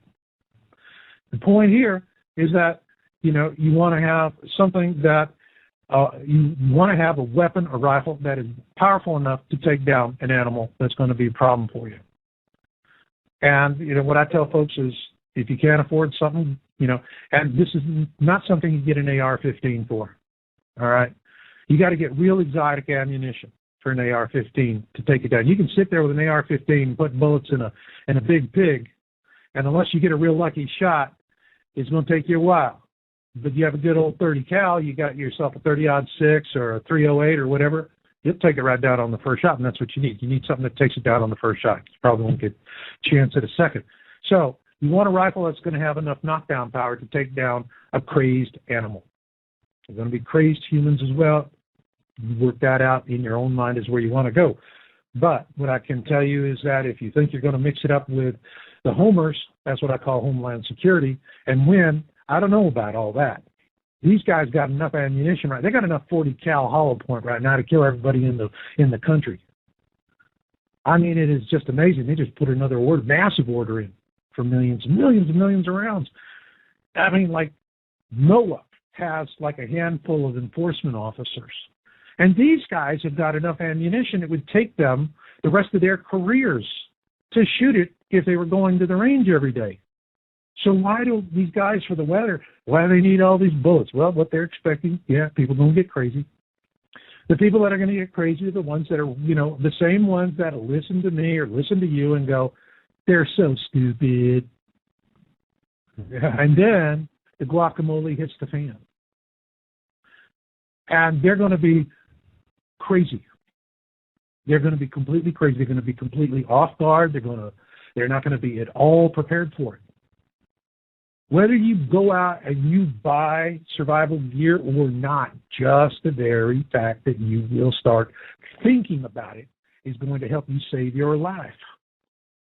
Because your brain is a biological wetware computer of immense sophistication. Now think about it. You go into a bank and there you are, you're doing a transaction and boom, you got a couple of punks with 9 millis and they're waving them around. This is a hold up. And the next thing you know, you got some nervous kid with a shaky hand and a light trigger and he's got, a Glock sticking right into your temple. Yeah. And there you are. And out of the corner of your eye, across the street on a building, you see SWAT team moving in and there's a SWAT team sniper. And he's setting up. Now, as that SWAT team sniper is setting up, do you want him sitting there and looking at all this going, let's see, the pointy end of the bullet goes this way? Do you really want somebody that's learning on the job? Or you want somebody that's been out on the range, he's been in simulations, he's been in practice sessions for years training for this very moment? Or do you want somebody that says, I think the pointy end goes to the front of the bullet, gunny thing. What do you want? So, if you are just thinking about this, you're contemplating it, and you're not in a sense of you're judging somebody because you were smarter and they were stupider. No, you're sitting there and you're thinking about it. If this situation happens, how would I respond in that situation? If I live along the coast and I see a wall of water coming, what do? Do I stand there and go, wait for the tsunami to suck the water out and strand the fish and turn them to the wife and say, Harriet, let's get a basket and spray lunch? Or are you getting some elevation as fast as you can? All right. So the point here is if you are preparing for it mentally, you have got a wetware computer between your ears that's going to look at this, process this information, say, hey, buddy, you've been here, done that, you thought about it, this is what you got to do, get after it. And while you're doing that, everybody else is going, let's get the baskets and get the free fish. That's right. Okay? So, you're doing that, and you're preparing, and there are basic things that you can do, and you can help for yourself. But in a survival situation, it doesn't matter what you have in the way of supplies. You talk to anybody who's an expert in survival, they'll all tell you the same thing. It doesn't matter what's in your kit. What matters is your ability to A, assess your situation quickly, B, formulate a plan, and C, take action on that plan even if you know it's not the most optimal plan. You do those three things, you're going to start buying a few days of life. But if you're sitting there with, talking like a debunker, oh, it's all a conspiracy that these guys did, then you're going to die with conspiracy on your lips. That's right. All right? So you've got to decide how you're going to face this thing. And then I get people, they go, well, if it comes, I want to put a sign of myself on my house that says ground zero here. Great. Dumb luck, you're not ground zero. What are you going to do next? I've said that, Marshall. I have said that. It's like, if it comes, I hope I'm the first one knocked out. Well, frankly, I understand that, and that's not, because it will be a time when the living envy the dead. It will be a time, if the worst comes, when a good day is when you can find something to eat that you can hold down without puking. That'll be a good meal. That'll be a good day. Mm-hmm. It's going to be that. There'll be tough times. They'll be so tough, you'll envy the dead if you're not already eating them. Right. So, that's what I see on that end. Now, may I turn 60. I've had a good life, and I know one thing about something like this. These are hard, hard times for very young and very old. I don't expect, because of my age, to do as well, even with all of my understanding and background. But I will live in service to help those with me so that they can survive, that they can get to the backside of this, because after all this settles down, there will be a day when there will be blue skies again. I call that the backside. It's why I always end every conversation by saying, I will catch you on the backside. It's my way of saying, I hope I live through this, and I hope you live through it too. Because what's on the backside? I don't see some sort of Mad Max Orwellian world. This is going to be an evolutionary event. And here's why. You listen to people who've had shared death and near-death experiences. All right? And this is a hard thing. I was just reading a book about, it was a boy who was reincarnated World War II pilot, the most documented case for a past life ever. This guy's actually meeting people alive and identifying them, named them, and it's a little child. How's that child supposed to know? And what I was reading in there is that the parents were very devout, and they just were freaking. They were just freaked out about it all the way around. And they finally just had to find some way to make peace between their belief systems and the reality that their son had this, was having a past life experience. The point here is that people that have near-death experiences, shared death experiences, major out-of-body experiences, I've had shared death and out-of-body experiences, and I can tell you, once you have seen yourself as an eternal being, all right, once you see that, then everything changes. And you lose your fear of death. It doesn't mean you want to die badly. We're going to go through a massive dieback. By some accounts, 1 in 9 will survive. You look at the Georgia Guidestones, it says keep the population of the earth under 500 million. It doesn't tell us how we get there, does it? No. And, it makes you wonder what side of the decimal point am I on, right? Right. So the thing here is that we will go through an immense period of death and dying. It's going to touch everybody in ways that are going to be profound, in ways that they couldn't imagine today. And when that happens, our value systems are going to change. We will have that millennium of peace that prophecy predicts for us, because that is what we're going to make for ourselves.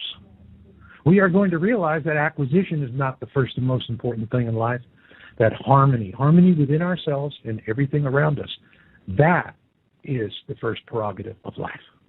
And when we do that, we will break this chain of failure, because all empires fail. Our empire is failing. All right? So I see on the backside, I don't see a dark Orwellian future. I see a future that is damn well worth surviving, to be a part of, to be a constructive member of, to contribute to know that when you stand before your God, when that day comes and God says, what did you do to help your species? You're going to have some solid answers. You're not going to be going homina, homina, homina, homina. All right? So there it is. You want to prepare?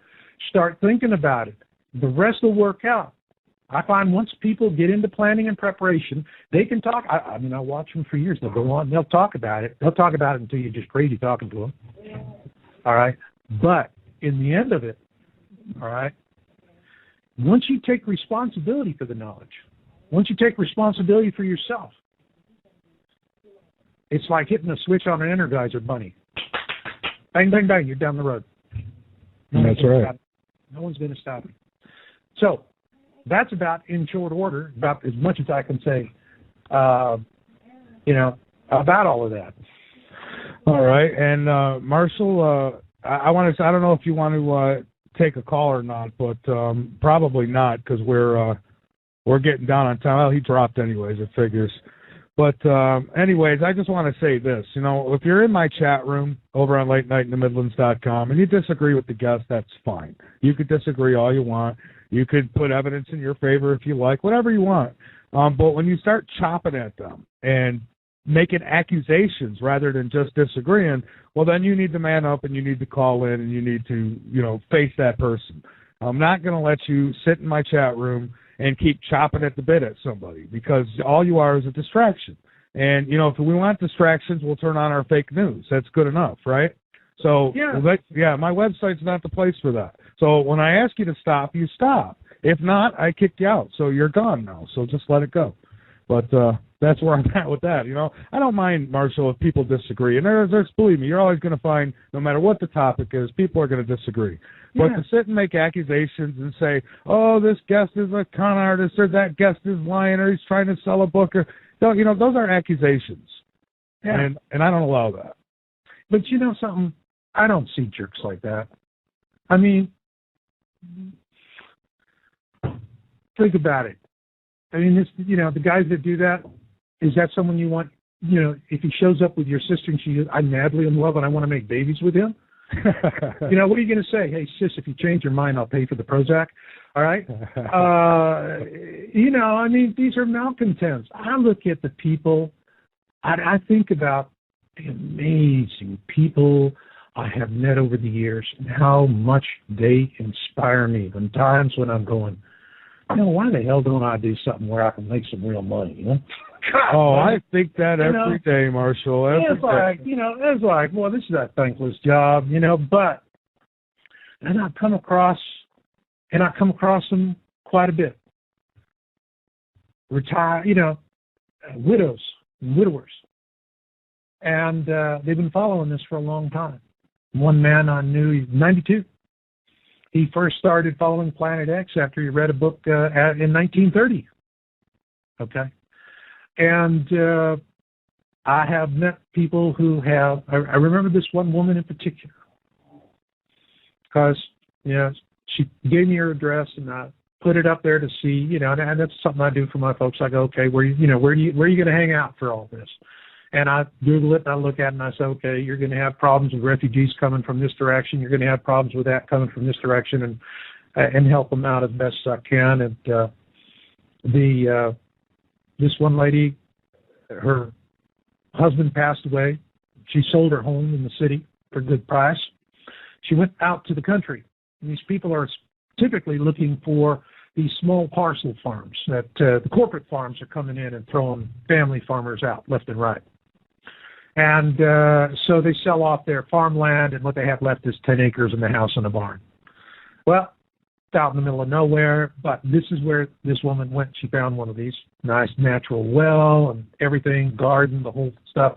And she's telling me about what she's doing. She goes into town on a regular basis to the Salvation Army and other thrift shops, and she's looking for clothing for men, women, and children of all sizes in all natural fabrics. Everything's natural, nothing synthetic. Looking for sleeping bags, looking for umbrellas, all kinds of gear. They're setting aside food. They're setting aside everything that she can. Nothing's real fancy. Most everything's used. Everything's frugal. And I asked her, and I said, dear, are you doing this so that your family is going to have a place to go when the guacamole hits the fan? She said, no, they all think I'm as crazy as a peach orchard boar. I'm doing it because I know God will bring the people to me that I will help. And that's all I need to know about it. Right now, I just need to prepare. And these are people that are very well educated, very capable people. She could have just spent the rest of her life, took a reverse mortgage, and gone cruising until she died. Mm-hmm. Well, no, today that you can die pretty fast. But anyway, she was, but still the same. You know, she was doing this, and I come across these people who are quietly preparing, not for themselves or for their own families in particular, but they're preparing because they feel they have been touched in a special way. That you do this. And like Noah building an ark.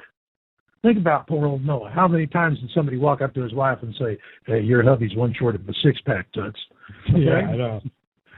Now, once it's raining and, you know, and they're banging on the ark, you know, screaming, hey, I'm ready to have that conversation now, open up. No, too late. Too little, too late. And, you know, and here's an important point. And I think there's, for those of you out there that want to survive, and it's an important point to think about. the story of Noah, and you go back and you reread that. And I'm going to give you a different definition of Noah and why Noah did not open the door of the ark to let those people in that were drowning. And it had nothing to do with God judging anybody. That's allegory. Because the fact was, Noah was the naval architect, master, and commander of a vessel charged with the responsibility of restoring terrestrial life on a planet after a global disaster. And as a master and commander of a mission of such importance, he understood that if he opened the doors and he let these people who were completely unprepared and hysterical into the ark, they would have thanked him on day one, and on day two, they would have had a meeting, decided he was an idiot, and they need to take over, and that's it. The ark will burn, the mission will fail, and the earth would be barren. That's right. So, that's the kind of Noah you need to think like. You need to be mission-focused. You need to be thinking about it. You know, you're driving down the road. A culvert offers a hell of a lot of protection. So when you're in the car, tell the kids, I'll give you a quarter for every time you spot a culvert. Train those kids to start looking for places of safety. All right? Give them a quarter. Yeah, it's blackmail. It works. That's right, it does. All right? And those are the kinds of simple things that you can do. And as far as it goes for the jerks and the assholes that got opinions, like everybody doesn't have one, okay? Well, God must love them because he made a lot of them. But it don't mean you got to love them. Oh, you don't know how true that is. Well, you do know how true that is. But, yeah, absolutely. I live next door to some. Yeah. You know, and that's just the way it is. And if you're doing it, and I know for some folks it's so hard, you know, the first thing you want to do is you want to sound the alarm when you come across it and tell everybody. But see, you don't understand because everything has to go through stages. In stage one, this is what I described in my YouTube video, 5 stages of catastrophism. And what I explain there is the first stage is that first stage where you say either, you know, no, this is going to stop right here. And that's 99% of the people. Or you're one of the few that's got enough guts to actually ask the question, what am I looking at? And once you do that, then the next stage is what I call the first stage, I don't have time for this crap. Second stage, I call, oh crap. Oh crap is when it finally dawns on you and it gels, something finally pulls it all together and you're saying, wow, this could really go very, very bad. And that's when you're laying there and the scenarios just start running through your mind. And you start to get acquainted with every nibble, nookie, and crack in your bedroom ceiling. And you're going to agonize and agonize on that until finally one night you're going to look at the ceiling and you're going to go, the hell with this, I'm going to repaint the ceiling. Okay? Now, that gets you in to share the crap. And because now that you've seen it and you've proved it to yourself, you want to go tell the people you love and you care about, because that's what we do for people we love and we care about. But you forget the fact that they're still back at stage one. I don't have time for this crap. Okay? Yeah. And so then once you finally have fallen off enough Christmas card lists, you know, when no one wants to hang around the water cooler with you, when you're eating lunch alone, that's when you're into stage 4. And stage 4 is just crap happens. And that's you become resigned to it. And you accept the fact that you can't drink enough booze or pop enough pills to keep this out of your noggin.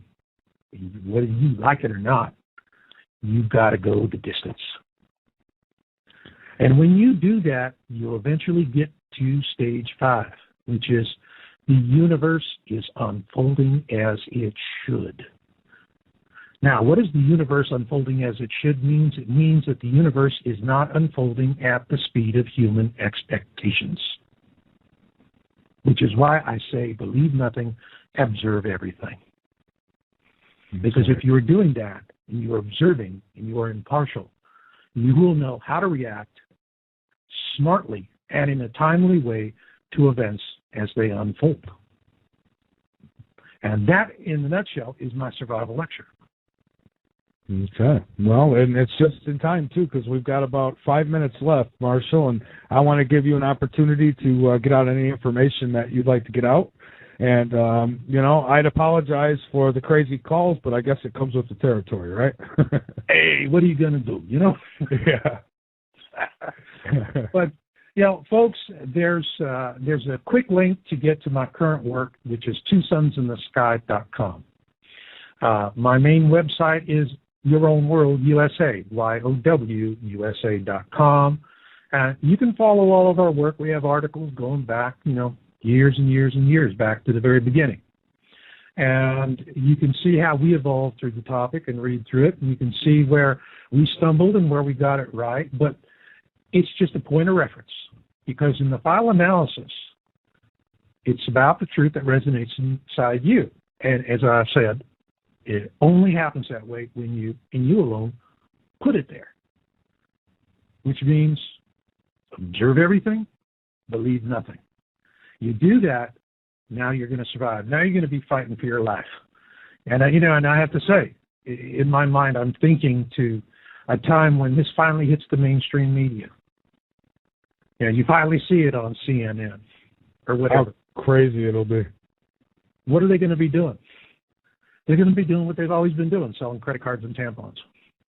Yeah. Okay? They're going to be who shot John, finger pointing, the fair and balanced thing so that you can't come to a consensus.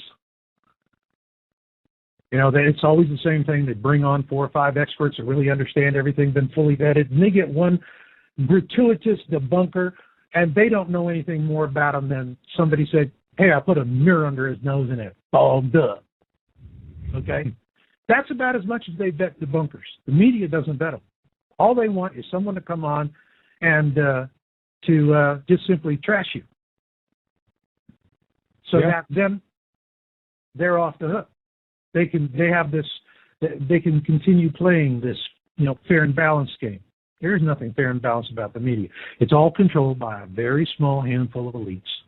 And these guys that control these media outlets are the ones that have the Gold Wonka tickets to the bunkers. But what I'll tell you one thing is when you start seeing Gulfstream G5s lining up on the tarmac in Denver like a serious case of the hives, dying time is near. Mm-hmm. Well, we know that Denver is supposed to be, or Colorado is supposed to be the headquarters for the New World Order, I guess, when all this takes place. So probably someplace you don't want to be. Other than that, I think it comes down to luck of the draw of where you are. I mean, outside of being on the coast, you're pretty much toast. But as far as the middle of the country, I mean, these guys that want to hide in bunkers are probably going to get buried in them. You might want the bunkers. Yeah. A lot of them are. I tell you what, there's an old expression, nothing ever goes according to plan. Yeah, exactly. And, the Nazis learned that in Russia. There was a German officer who wrote home, and the letter was quite poignant. And he described the conditions that the Germans found themselves in with Operation Barbarossa. And he said, it's like an elephant attacking an anthill. You can stomp thousands of ants to death, but in the end, they'll swarm you and eat you alive. Absolutely. Yeah. Well, Marshall, we've come to that time. So by all means, websites, any speaking engagements, or anything you want to throw out there, please do. And let me thank you so much for joining me tonight. I do appreciate it, and hopefully not so much space in between the next speaking. All right. And folks, I'm doing these interviews for one reason. If you know somebody in Costa Rica, somebody who's going to go take a vacation in Costa Rica, and they got a day to go up to the top of this volcano to go see if they can find this rock these crazy Americans are talking about, please pass the word along, would you? YOWUSA.com. You can get to it from there. My YouTube channel is YOWBooks, YOWBOOKS. The video is Object of Interest. If you will watch it all the way through, all of the questions you will have halfway in will be answered halfway out. But you got to watch it all the way through. That's right. And I have. All right. Yeah, yeah. I'm not one of those people who look at something and debunk it in the first 2 seconds, and then, I want to watch the whole thing, give it a chance. And I watched it, and I says, hey, I've got to get Marshall on this show. So cool. I appreciate it. All right. Well, I enjoyed being on. Always do. Look forward to the next time, too, Michael. All right. Well, so do I, Marshall. Thank you so much, and keep up the great work, my friend. And we'll keep reporting on this as long as it's sitting out there by the sun. We're going to keep letting people know what's next. And I appreciate what you do, my friend. Well, thank you so much. Keep raising them flags of discontent. Absolutely. All right. Well, thanks again, Marshall, and we'll talk to you again very soon, my friend. You got it. All right, everybody. That's Marshall Masters, and again...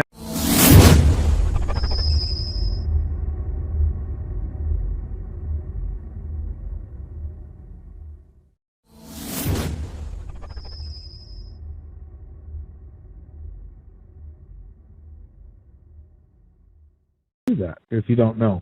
My guest tonight, as I said, Marshall Masters, an incurable optimist at heart. Marshall is in it for the species.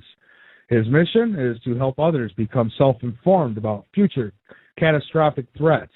He also believes that men and women must face the next global catastrophe as co-equals and advocates, a service to others approach to survival.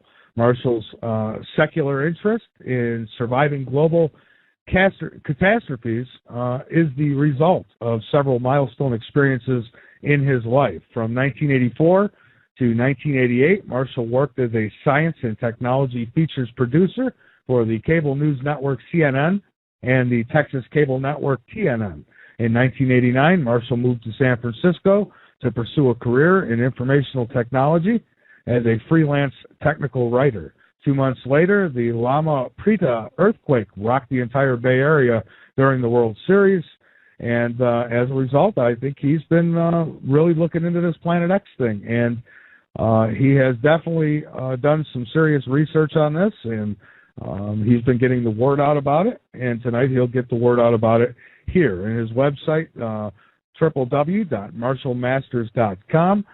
You can also check out his video at www.twosunsinsthesky.com and any other websites he might suggest tonight. So let me get him. He's going to be joining me here on Skype.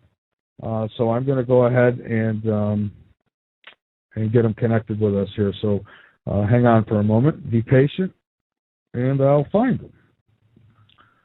I got so many people on my list. Okay, here we go.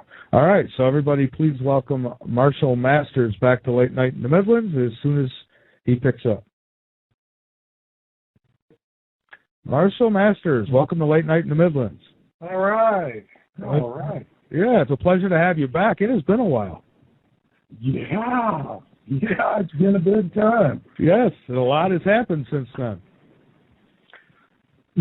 That's an understatement. Yes, it sure is.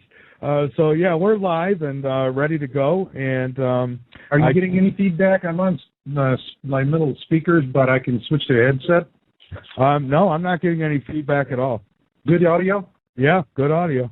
Excellent. All right. So Planet X. This has been an interest of mine for quite some time now. I've been covering it and trying to get to the bottom of it. I know a lot of my listeners have been saying, Mike, you got to get some more guests on about this. We want to know what's going on. So where do we start with all this? I mean, first off, I guess the big question is everyone wants to know, is this real? For me, it is. Absolutely. So, I mean, this is something where, and what I'm telling folks, particularly with the study that we're doing now, is believe nothing and observe everything. Right. And that's the only way you just observe. That's what we're doing now. I mean, I just updated our archive image database on this story we're following. We have over 1,000 images. All right. And I mean, I'm starting to feel like I'm, Jim Delatoso doing ufology here, and, we just have this massive number of images, and folks are responding in different ways. By and large, I mean, the video that we put up is 5-to-1 positive. But on the folks that are not positive on it, I've never seen a more vocal group of hand-wringing and anger, since I started doing this.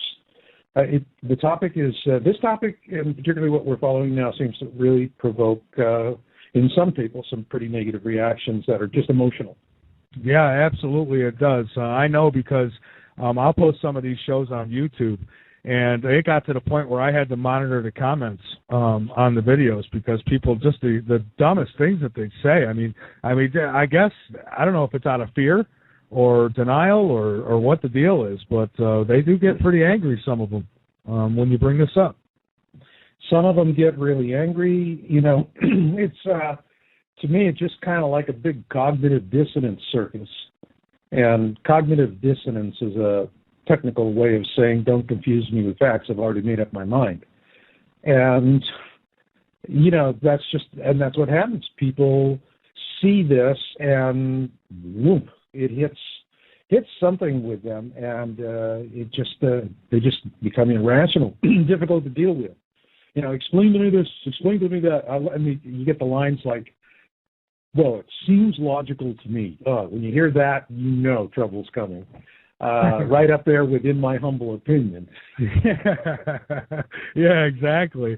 But, one thing I've been telling people is, okay, if you haven't took a grasp on Planet X and you don't believe that's real, you cannot deny the changes that have been going on this planet. So something's behind all that.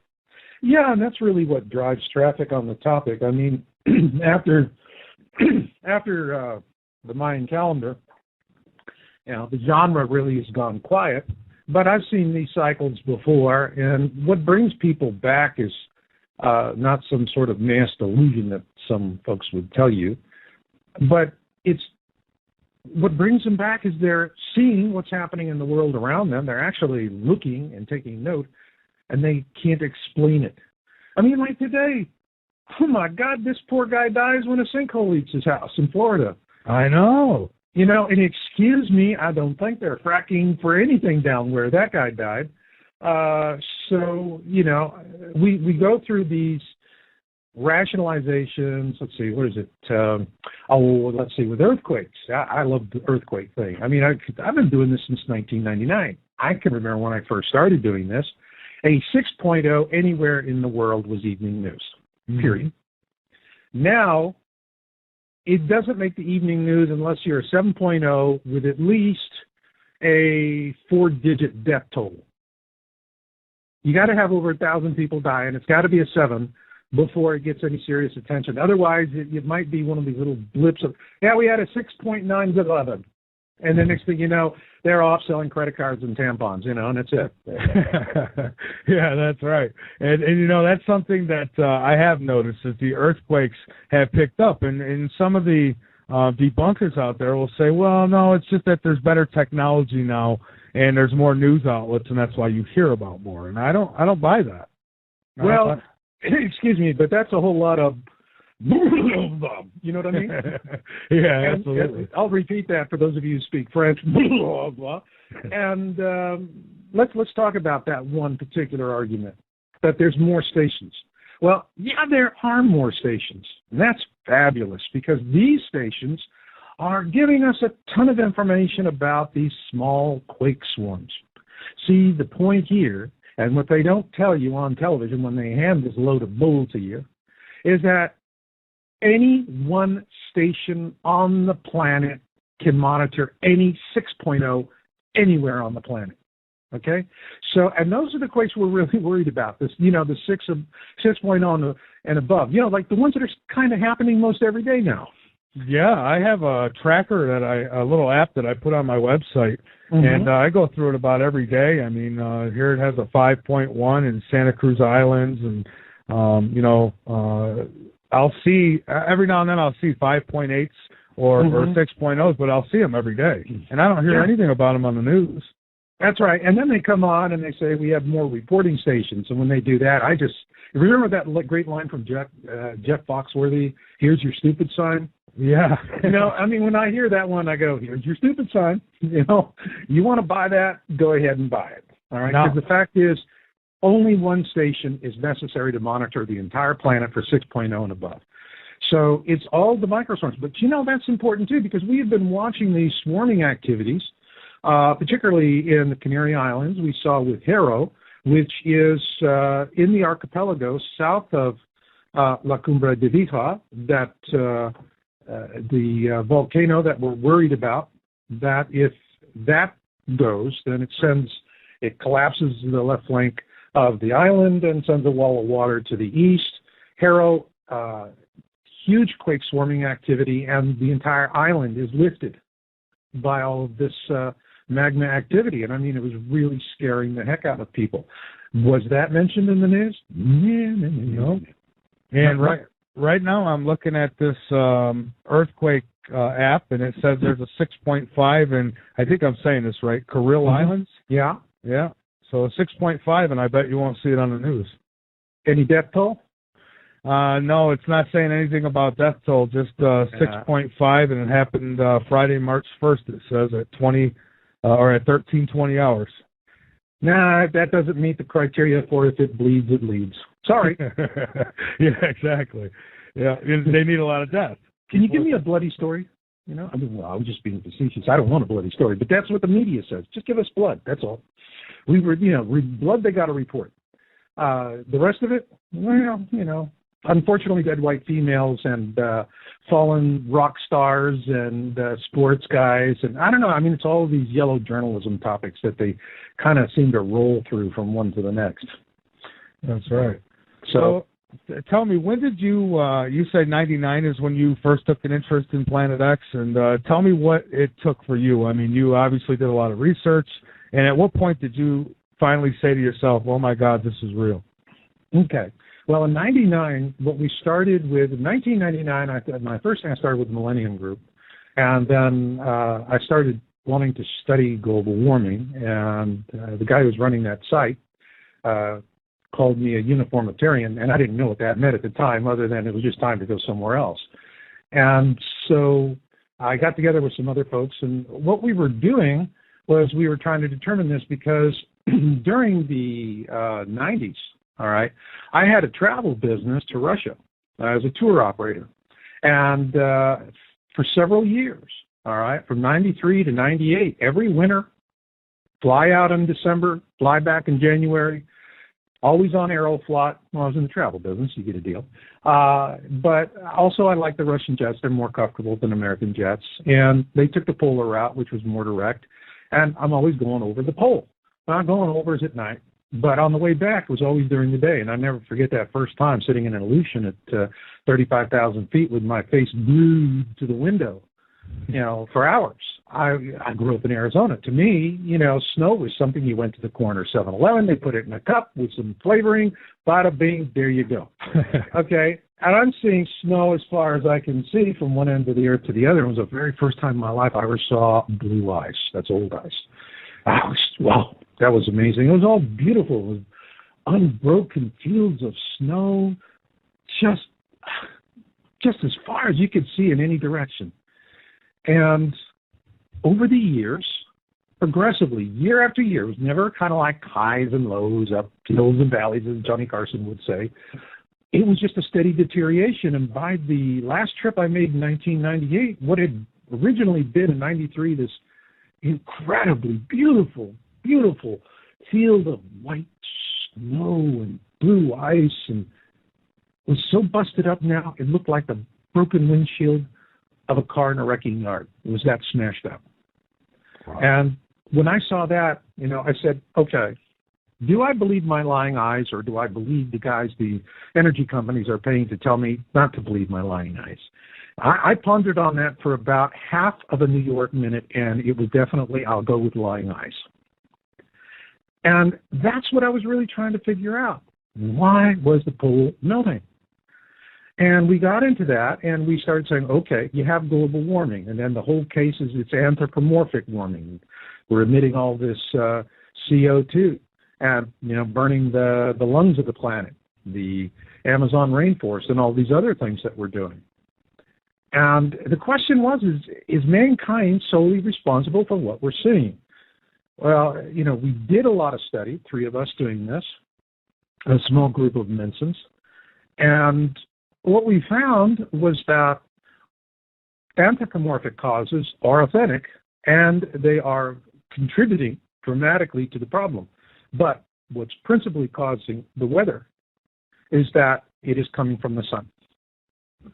And, because you go back and you see it. I mean, the sun is warming a very small amount, but a very small amount for the sun, down to less than 1%. For us, that can be a big percent. And so that's what we were seeing, was that the Earth was warming in response to the sun. And what told us that was we started looking at what was happening with the other planets in the system. All right. I said, okay, we got an atmosphere. I was just going to say that. Yeah. We got an atmosphere. Mars has got an atmosphere. Okay. What's happening? Well, we look at Mars. You look at Jupiter. You look at anything that's got an atmosphere, everything's perturbed. And even more so today. It's even more so extreme today. So we see all of this going on. And obviously, if it's just the Earth and Mars is not having any kind of warming. By the way, the warming on Mars, if Earth experienced that same degree of warming, we would be extinct as a species, period. Right, because Mars, I believe they registered a 40-degree temperature on Mars about a month ago. Yeah. And it's 40 degrees. We can live in 40 degrees. Yeah, kind of like Poughkeepsie. But but so, we're seeing all this stuff, and we're going, okay, so it's the sun. Well, what's making the sun good? Now you got to, you get to these decision forks on the path. Next decision fork on the path is this natural variability of the sun, all right, or is the sun responding to an interloper? So we've got 300 years of information on the sun, which really, we think 300 years is a lot. It's kind of like a fast blip on a cosmic scale. I mean, our whole species on a cosmic scale fits somewhere very nicely between tick and tock somewhere. Yeah. And so we're seeing this and we're going, all right, we've worked through this. The sun this is not natural variability because the warming trend started after War II. Okay. And that's when the data took us back. It was after War II. Well, next thing is, if it is obviously the sun, and this is not natural variability, then it is a perturber. That brought us to the next decision fork. If it is a perturber, the perturber is going to be one of two things.